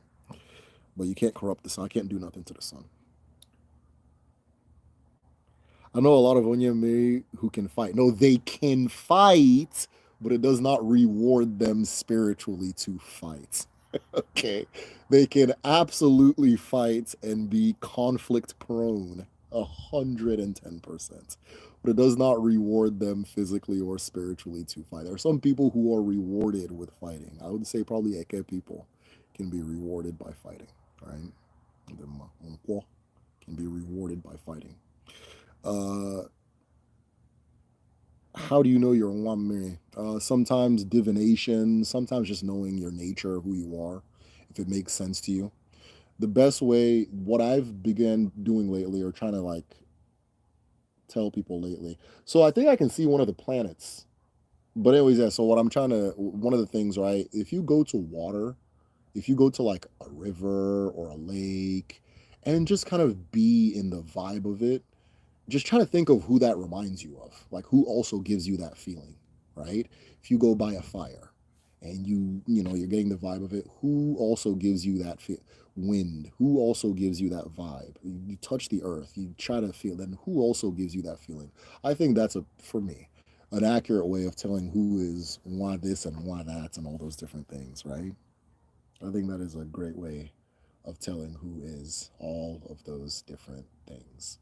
I what was I definitely think like my son is definitely Muri, right? One, he was, I believe, if I can remember, I think he was born on Uri Day. He has that nature. He has the same vibe. Like when he came out, I almost switched his name to Uda because it was such a peaceful kind of feeling, right? My daughter's energy is very different, right? It's different from that, right? So just once you start paying attention to people's vibe, that's one of the things we talk about in the traditional medicine class too. Is you can just learning how to feel more, right? And then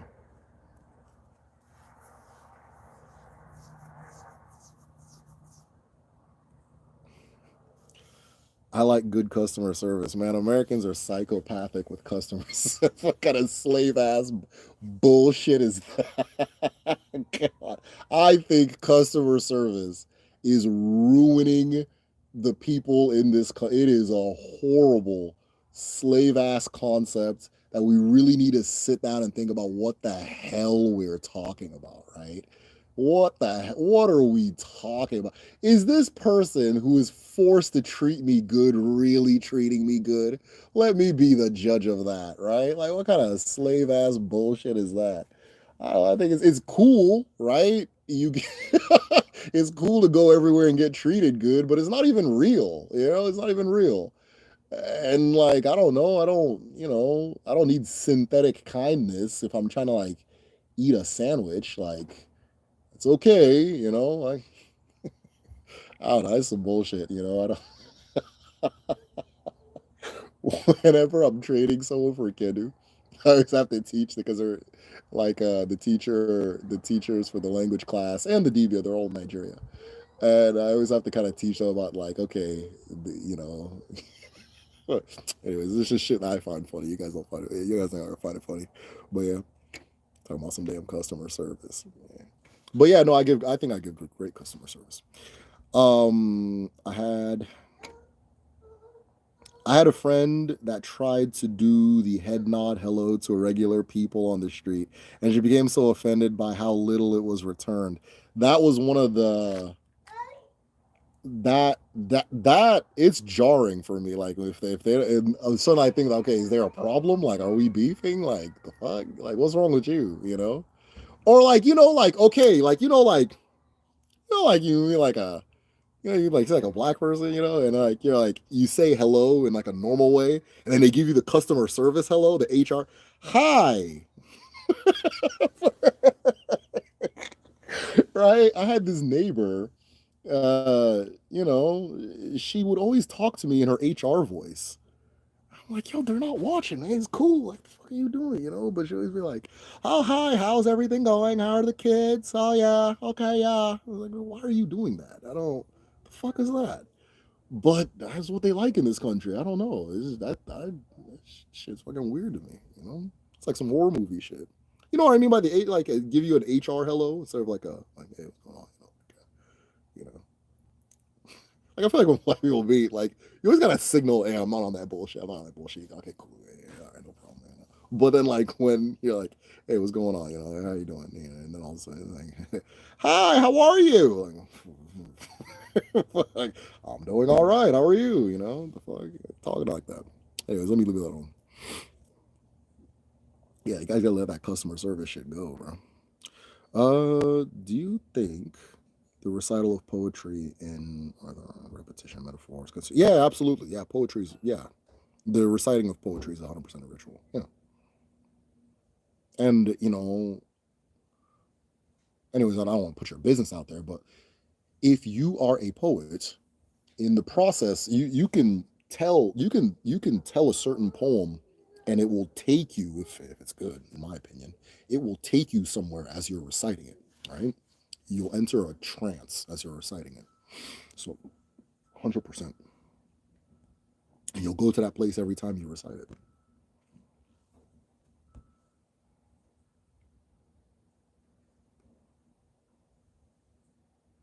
Okay. How did the concept of all fall maintain social order in pre-colonial Igbo societies, and is there a way to integrate that this ancient system of justice in the Igbo society today? So, the all fall is still there. It's not gone. But my dad said something that was really funny, and it's true. And he said that the reason, because I was like, why don't they swear on all fall when they do like when like in like Nigerian courts and like politics and all that stuff. He's like, because they want to lie, right? That if they had to swear on all fall, they wouldn't, all this shit wouldn't be happening, right? And they want to do that shit. So they're just like, okay, let's see. One of the things that having this like dual kind of cultural thing going on because of colonialism does is it lets you hop and skip when it's convenient, right? So if you don't want the accountability that comes with the awful, suddenly you're swearing on Bibles, you're all up in the church and that kind of thing, yada yada yada. You know, if you dip your little black ass head in the water, you'll go to heaven, so it's fine, right? So I don't need to do all that other extra shit. But then when it's time to like, you know, crack down on females, all of a sudden you're from like you're from 12 BC, you know, so everybody just hops and skips at what's convenient, so you end up not being a good African or a good Christian, and that's actually, I think that's a bigger problem than like anything. But yeah, it's still there, and if we don't need to do too much to bring it to the forefront, because people are ready now, they're ready. It's just somebody has to give the idea, or somebody has to take the action, right? Um, but the concept of the all fall, how it held, yeah. So what is the all fall? All fall is quick explanation. All fall, the all fall is a pact. The best way to explain all fall is it's almost like a pact. It is either, it can be a pact between people, it can be a pact between you and your chi, it can be a pact between your chi and the earth, so on and so forth. And these pacts are represented in physical form by a staff, right? A staff of authority. Because once the pact is made, a new authority is given, right? A new authority is given. And so you receive that thing. Now, that all fault is tied to you as a person, and it is tied to your ancestors. It is tied to a whole lot of things. It's tied to everybody who's also held it, right? And so when you hold the all fall, one of the things we don't do in Igbo culture is if you're holding all fall, you cannot lie. If you are holding all fall, you cannot, there's just a lot of things you're not going to do, like unscrupulous shit, right? A good way for non-Igbo people to understand, it's almost like it is very literally the same thing as like swear on your mother's grave, or like going like to like your grandfather's grave and doing bullshit, right? You're not going to do that, right? You're just not. And so one of the things that people used to do with all fall is they'd use it as a binder for trust. So the people who would represent you in a community would be the people that had all fall, that were holding all fall, right? Um, because they have some kind of mandate. Either they're holding the all family all fall, or they have some type of certain awful that the community has given them because they are XYZ person and so on and so forth. And it's a binding life or death thing. You don't play around with it. If you just take all fall and use it to do bullshit, I'm gonna let you know right now, people die. You can die, right?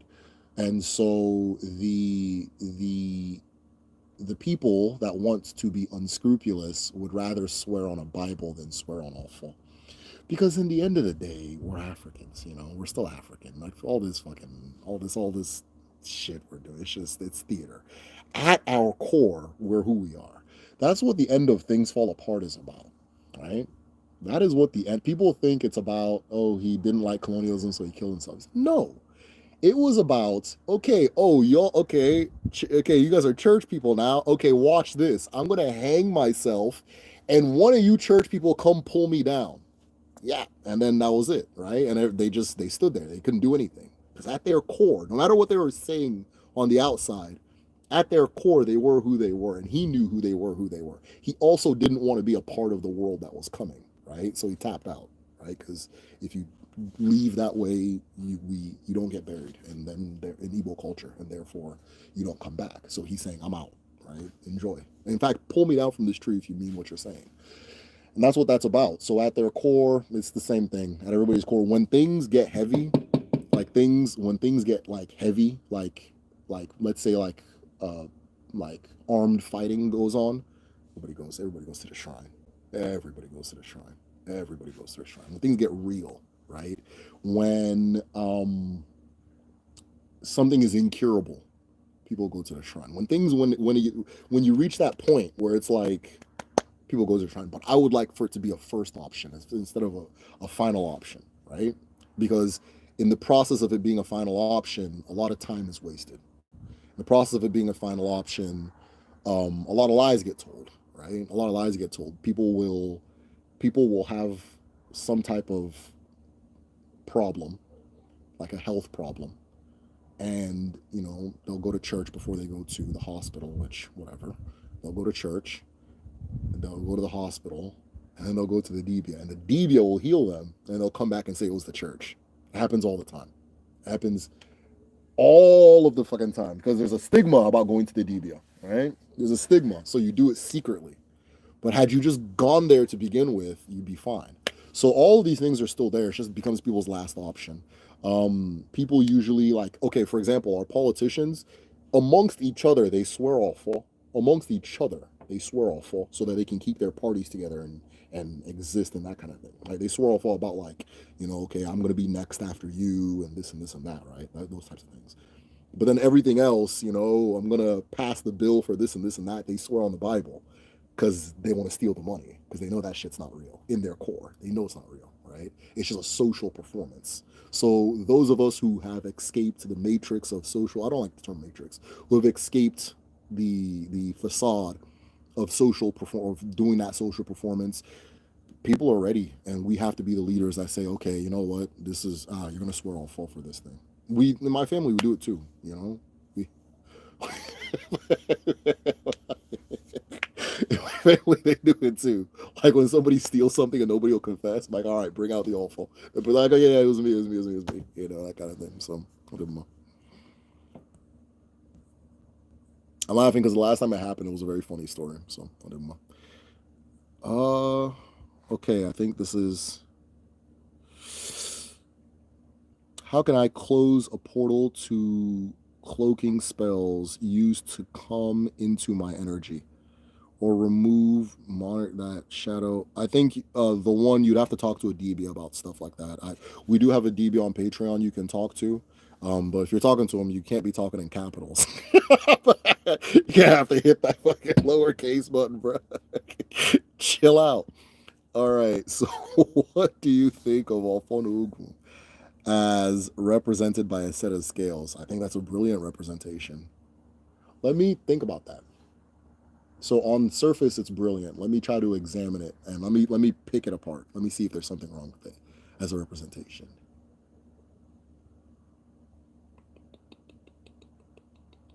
Yeah, it's a good representation. Ofonogu as scales is good. Yeah. Odemma.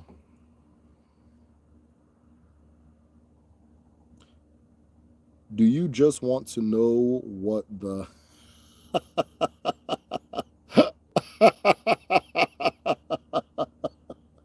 Hey, Bo Dragon, we are in a post freaky America, man. This is post, we're in 2024. All that freaky shit is over, man. We're in post freaky America. We're in fact, where's Udochi? We can get this hooligan out of here. We are in a post freaky America. White feathers been around me and quality sound in my head. Any connection to Ugiri tree, Ugiri nuts, any connection? Yeah, I mean, yeah, they're connected. It's the same. They come from each other, and then from there, the Ugiri tree has its own significance and connection to Arubinago, one of the trees that represent Arubinago. So, I view Eke and Chi as part of a timeless concept. Ekenachi. Okay. Ah, I see you. I see view Ekenachi as part of a timeless concept of the universe and another part as time evolving realization of the universe. Absolutely. Customer, I guess. Let me speak to your yeah. Let me speak to your manager ass country, man. What the fuck? God. Just deranged, you know. I think that shit's funny. It's just slavery. It's just for that's all that is, you know. You get like synthetic kindness. How goes the bar of creativity, wisdom, sometimes madness? Yes. How do practitioners manage to channel the dual nature of Agon, positive outcomes, so on and so forth? That's such a dope ass question. So one of the things about the Ibo Agon ceremony, and this is the making peace with Agon ceremony, right? Is when Agon is your driving force, when you are a human manifestation of Agon, right? Be it a DBA, whatever form that you take as a DBA, right? The peacemaking comes with sitting down with Agon and saying, okay, this is who I am, I accept who I am, this is, guide me going forward, so on and so on and so forth. And what you tend to find is that this one of the solutions for balancing it is pointing all of your extra sensory capacity towards others. Towards others. The balance is in pointing it towards others, right? You understand? Okay. I see spirits. I see spirits. I see if you keep focusing on yourself and the fact that you see spirits, you're going to lose your mind or your capacity to perceive reality. I can see spirits, other people can't. So what can I do as a conduit between the two to help this person and help that person and be a source of something for somebody else? That's actually the solution, right? That's actually, or not the full quote unquote solution, right? Because I don't see it as a problem. But Iragon, typically it will tell you, and it's funny too because even the the in-house, the two in-house DBs we've had, three in-house DBs we've had, we've all had conversations about this, and it's always been, the same. It's like, okay, you have these extra sensory things, but if you focus too much on yourself, you're going to rip yourself apart. But if you point that outwards towards others, you're good. And it rewards that spirit at Agun, right, to do that, and then from there, it's just feeding the world. Agun is like a Agu does for the universe what it can't do, or does for others what they can't do for themselves, right? Or so your cup is filled with something. And this is for everybody, it's not just like a debia. Everybody's cup is filled with something that other people's cups are not filled with. And the big idea is to pour a little bit into other people. And that is actually the big thing. But if you just sit there and navel gaze and so on and so forth, then you have an issue. That's why I think every ancient society forms in a communal structure, because that communal nature is it's just a part of it's just part of being a human. There's no other option, right? That's like, oh, I'm anti eating food, right? It's like, no, you can't really do that, that kind of thing. So it's not healthy. It's not healthy to do that, right? So whatever. But yeah, I think that was the answer. American system, nationalism, values, society is born from a transactional relationship with humanity. Yeah, there are a lot of transactional things going on. There's also a thing about American nationalism, right, where it's not Okay, so a lot of Western nationalism is not paired with the concept of community. And that's why it has this very, it becomes ugly really fast. There's no real community in it, it's always against something, right? So it's not like Nazis actually loved being German, they just hated Jews, right? That kind of thing. American nationalism pops up when we're ready to go hit somebody. It's not because we really like this shit. Honestly, it's not. You know, the next thing that happens, we're talking about who we're fighting, who's next, right? Who fighting, who's next, right? That kind of thing, right? Like a like my TikTok swears I need to see all those guys that are like, oh, black people are actually Native Americans, which fine, okay, if you're Native Americans, that's fine, but it's like, why are you crashing out? Like, why are you fighting all these different people? Like, why is there always a fight? You know what I mean? I'm not sitting here talking about I'm Ibo. I can't wait to see a Zulu motherfucker. I'll headbutt him. Like, you know what I mean? It doesn't have to be, but it's an American thing, right? It's just part of the Western mentality. You draw the line in the sand, and then it's not real until I have an enemy, right? The opposite of white is black. Opposite of cat is dog. Opposite that mentality. This is our rival. This is the fight, fight, fight. So yeah, there's no real community about it. You know what I mean? And it's not saying the other parts of the world they don't like fight and have conflict and shit like that.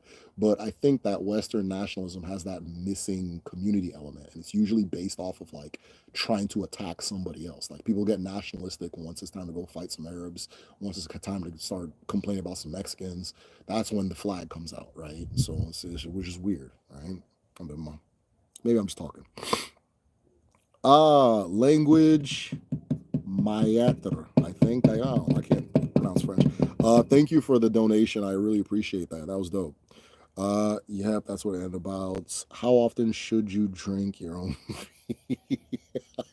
That's what it's. Aaron, you're very lucky that I have juvenile humor like you. But I've never done it, so I can't. I'm not really an expert on that. You have to ask your useless mother about that. Any significance or connection to Ugiri tree and the nut and the seed? I think I already read that, but yeah, yeah, it comes from it. Arobinago. It's a symbol of Arobinago. Do you do okay? You know about the Bakongo power figure in Kisi? Yes, I do. They tend to be bound by ropes or locks. If you know, does it seem like Chieke depicted? I don't see it, but I don't know enough about it to say. I don't know what those are. I see them all the time. I think my next big place two big places I'm gonna focus on are hoodoo and the spiritual systems of the Congo region, right? Those are the two places I'm gonna focus on next because there's a lot of things I'm seeing there that I need to look into. But as of now, I have not begun that journey in full. I've began pieces of it. That was fun. I've began pieces of it, but I haven't in full. But I'm familiar with the figurines you're depicting. I don't know what they are per se. I have an idea. I have an idea of what they are, but I can't say that I definitively know. I think they are opunsi, what we call opunsi, which is interesting because it kind of sounds like nkisi. But I think that they're opunsi, which is you give a spirit, a vibration, a force, physical form, and then you bound it because you don't want it in your life, maybe. But I could be wrong because it's got a bunch of nails in it too. So, oh, Chick Chi, thank you so much for the donate. Let me hit the little heart thing. Thank you so much. Oh, I can do hearts on them. Good. Oh, I can't do for languages. I don't know why. Thank you so much for the donation. I appreciate that. Igade, Igeto. Nkobla iti aka ọ ga-adị n'ụwa ga-adị otu a na-eke n'orie n'afọ na nkwọ. He said, receive it, receive it, receive it. Thank you for your time and patience. Have a good night. Okay, Brandon, take care. I think the questions have ran out, and we've kind of hit that mark where we usually run out of questions. So, he said, yes, yes, yes, receive. I'm calling the police on you, dude. LID, so okay, hold on. All right, let's see if Carl's funny. Carl, you better be funny. I'm calling the police on you, dude, and that the dude that sold me that meth finally found you. I want my money back. My teeth fell out. Well, it's good meth if your teeth fell out, so I don't know what you're complaining about, right? That's that customer service shit I'm talking about. You sell somebody some meth and they start complaining if their teeth fell out. Help me with connecting the ideology. Carl, that wasn't funny. That was very stupid. Help me connect the ideology behind traditional marriage and traditional religion. I appreciate your wisdom, brother. Oh, thank you for that. Traditional marriage and traditional. Okay. Connecting it. If I told you it wasn't a religion, I'd sound very cliche. But I think the first start by letting that go, right? So what you're seeing happening in a traditional marriage, I'll break down the traditional marriage ceremony. So two people agree to get married, right? Two people agree to get married. The husband goes to his elders and says, "Hey, I've met this person. I want to marry them." So on and so forth. The elders then go, "Okay, we're going to. What do you know?" They'll start grilling you, right? And they'll like grill you in like a realistic, like, you know, did she go to school? Is she lazy? Like they're not gonna ask you, like they're gonna ask you like the important shit. The Is she lazy? Did she go to school? Who are her parents? Do you know anything about her people? This and that. What are they like? They're asking you questions to let you, hey, are you serious? Because we're gonna go over there and talk to their people. So don't go embarrassing us and bring some aporoca to our family. Once you've had your conversation with your elders, the elders then gather and they go to do ikwaka, the knocking on the door ceremony.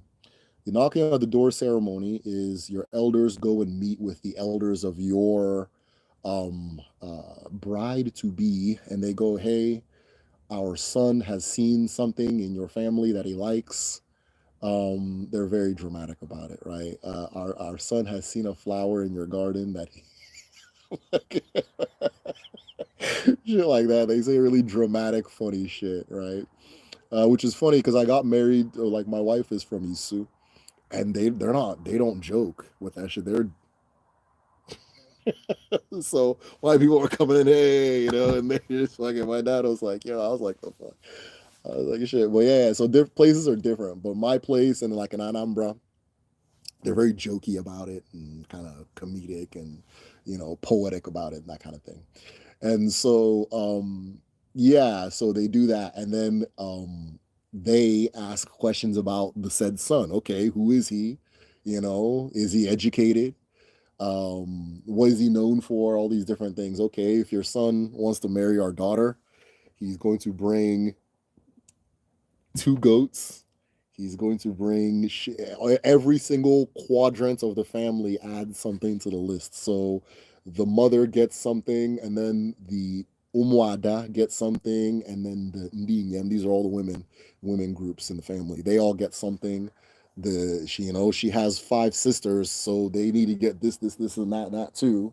And then the elders have to get something, and everybody gets something. And then for the whole family, you're gonna bring two goats, and we're gonna cook it and this and that, right? And so they give you this big abusive ass list, and then have to muster the capacity to fulfill that list. So once you fulfill the list, you've got everything on that list, then you go ahead and you get married. Now that is when you finish the list, you're married, right? In Igbo culture, when you finish the list, you are married. I think the exception might be Onacha, but I'm not sure. But when you finish that list, you are married. Then you do the what we call the Igbo traditional marriage now, right? Which is really just kind of like a celebration of the marriage because you're already married at that point. So if this sounds religious to you, you let me know, right? But I'll keep going because there's elements that we don't do anymore, right? So what happens during that ceremony is that the husband elements of the marriage is hidden in the crowd, right? He's hidden somewhere in the crowd. The wife comes out with her entourage, they are giving everybody gifts, and she has a cup of wine. So the entourage is giving people gifts, usually eggs, and then she has to find the husband. She'll go to different people and pretend that maybe that's it, and then no, that's not him. And it's just this theater, right? Then she sees the husband, she kneels, gives husband the drink. Husband drinks the drink. Make sure to drink the drink. Make sure to drink the drink. Your paranoid ass psychopathic cousins are gonna tell you not to drink the drink in the middle of your wedding ceremony and make it awkward because they think that they're trying to poison you. There's just some random paranoid shit. It's not real. Drink the damn drink. Okay. So you drink the drink and then the palm wine, and then you go to the father of the bride, the father and mother of the bride, and they give you blessings. They bless the bride, they bless you, they bless everybody. Now, what would happen after that in some communities or in some families, once the wife comes to the new home. They go to the family shrine, they present the new wife, and so forth. In some family shrines, they'll cover you in nzu and powder, and so forth. You introduce yourself to the family, the spirits of the family, that kind of thing, and then you're good to go. So that's the Igbo traditional wedding. It's not like I don't know if it was religious to you. It didn't sound too religious to me, so I don't know. I'm calling the police. Okay, I read that. Thank you for your time and patience, Yaldama. I've j- I've just been reporting. No problem. No, no, let the trolls troll. I mean, if they get like, there are certain things I'll say where it's like that's out of bounds. But if they're just trying to like be funny, then we'll see if they're funny or not. Uh, quest, quest objective wedding. What? Do you believe in the Bible and Jesus? No, no, I don't believe in Jesus, and I don't. In the Bible, it's a good book. It's a book of great influence and wisdom, and there's a lot of really awesome things in there. I'm not against the person reading the Bible. I use moments and scenes from the Bible to make points about what I'm saying as well, because a lot of the principles in it are universal. But I'm not a Christian. Many or a Jewish guy. Many Igbo festivals like New Yam Festival have deep spiritual meanings. Can you explain the spiritual dimensions of these festivals and the role they play? Okay. New Yam. So New Yam is the harvest. It's celebrating harvest, but it's a little okay, so it's celebrating harvest, right?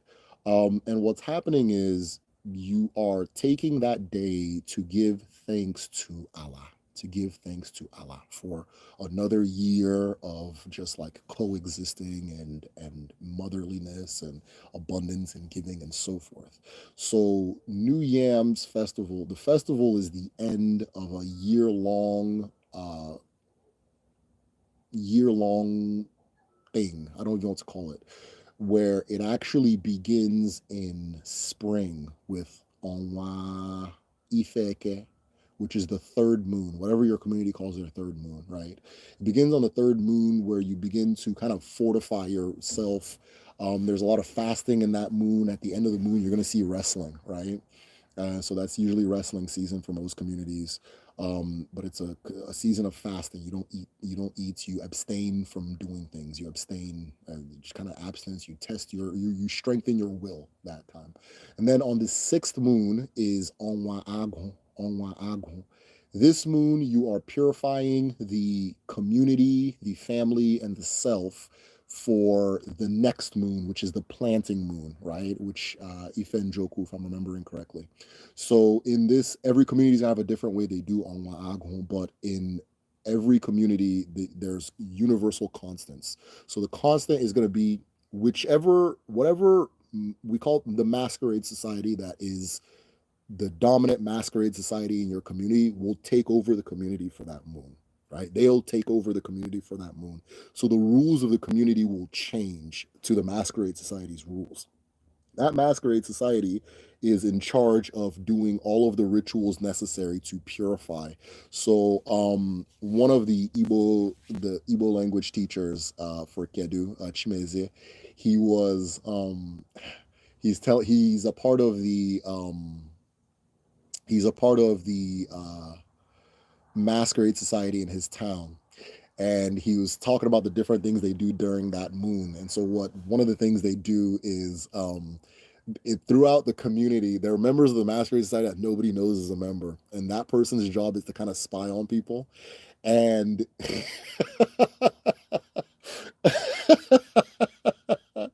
any dirty laundry you have, there's a particular masquerade that'll come out and start airing out everybody's dirty laundry. And the big idea is you have to confess it before the masquerade says it. So it goes from like family compound to family compound, just airing out people's business and things like that. And it's hilarious. It has like little mock trials, like if somebody has mock trials against people and things like that. But the big thing is you're supposed to confess it before the thing confesses it, and then but anyways, generally people are confessing all the stuff they've done this year and they're letting it go. There's a ritual that women do where they will go to the corner of the kitchen and they'll speak all of the things that they don't want to repeat the coming year into a pot. They'll smash the pot and then they'll begin in unison. They'll all start sweeping it outside. Once they get outside, then there's a whole bunch of them sweeping. Then they sweep it outside of the community. Like they sweep it outside the community. A bunch of stuff like that is going on. During this sixth moon, there's like a curfew. There's almost always a curfew. Unless you're a part of the masquerade society. My next video, I actually tell a story about this, my experience with this particular situation. So there's like a curfew. This is when those masquerades that can beat you come out. Well, this is the time of the year where the masquerades that can beat you come out. So like they'll start chasing people and things like that. It's so funny. There's one in Enugu. I think it's Omabe. There's one like Enugu area where like every year there's a whole bunch of people online complaining like, do we have to keep doing this tradition there? And like the video will be like some guy on a motorcycle and the masquerade comes and like whips. But yeah, the masquerades go around bullying people, kind of just being aggressive. But they're like kind of like a police, there's not really like a community police tradition like that, but like in this moon there is.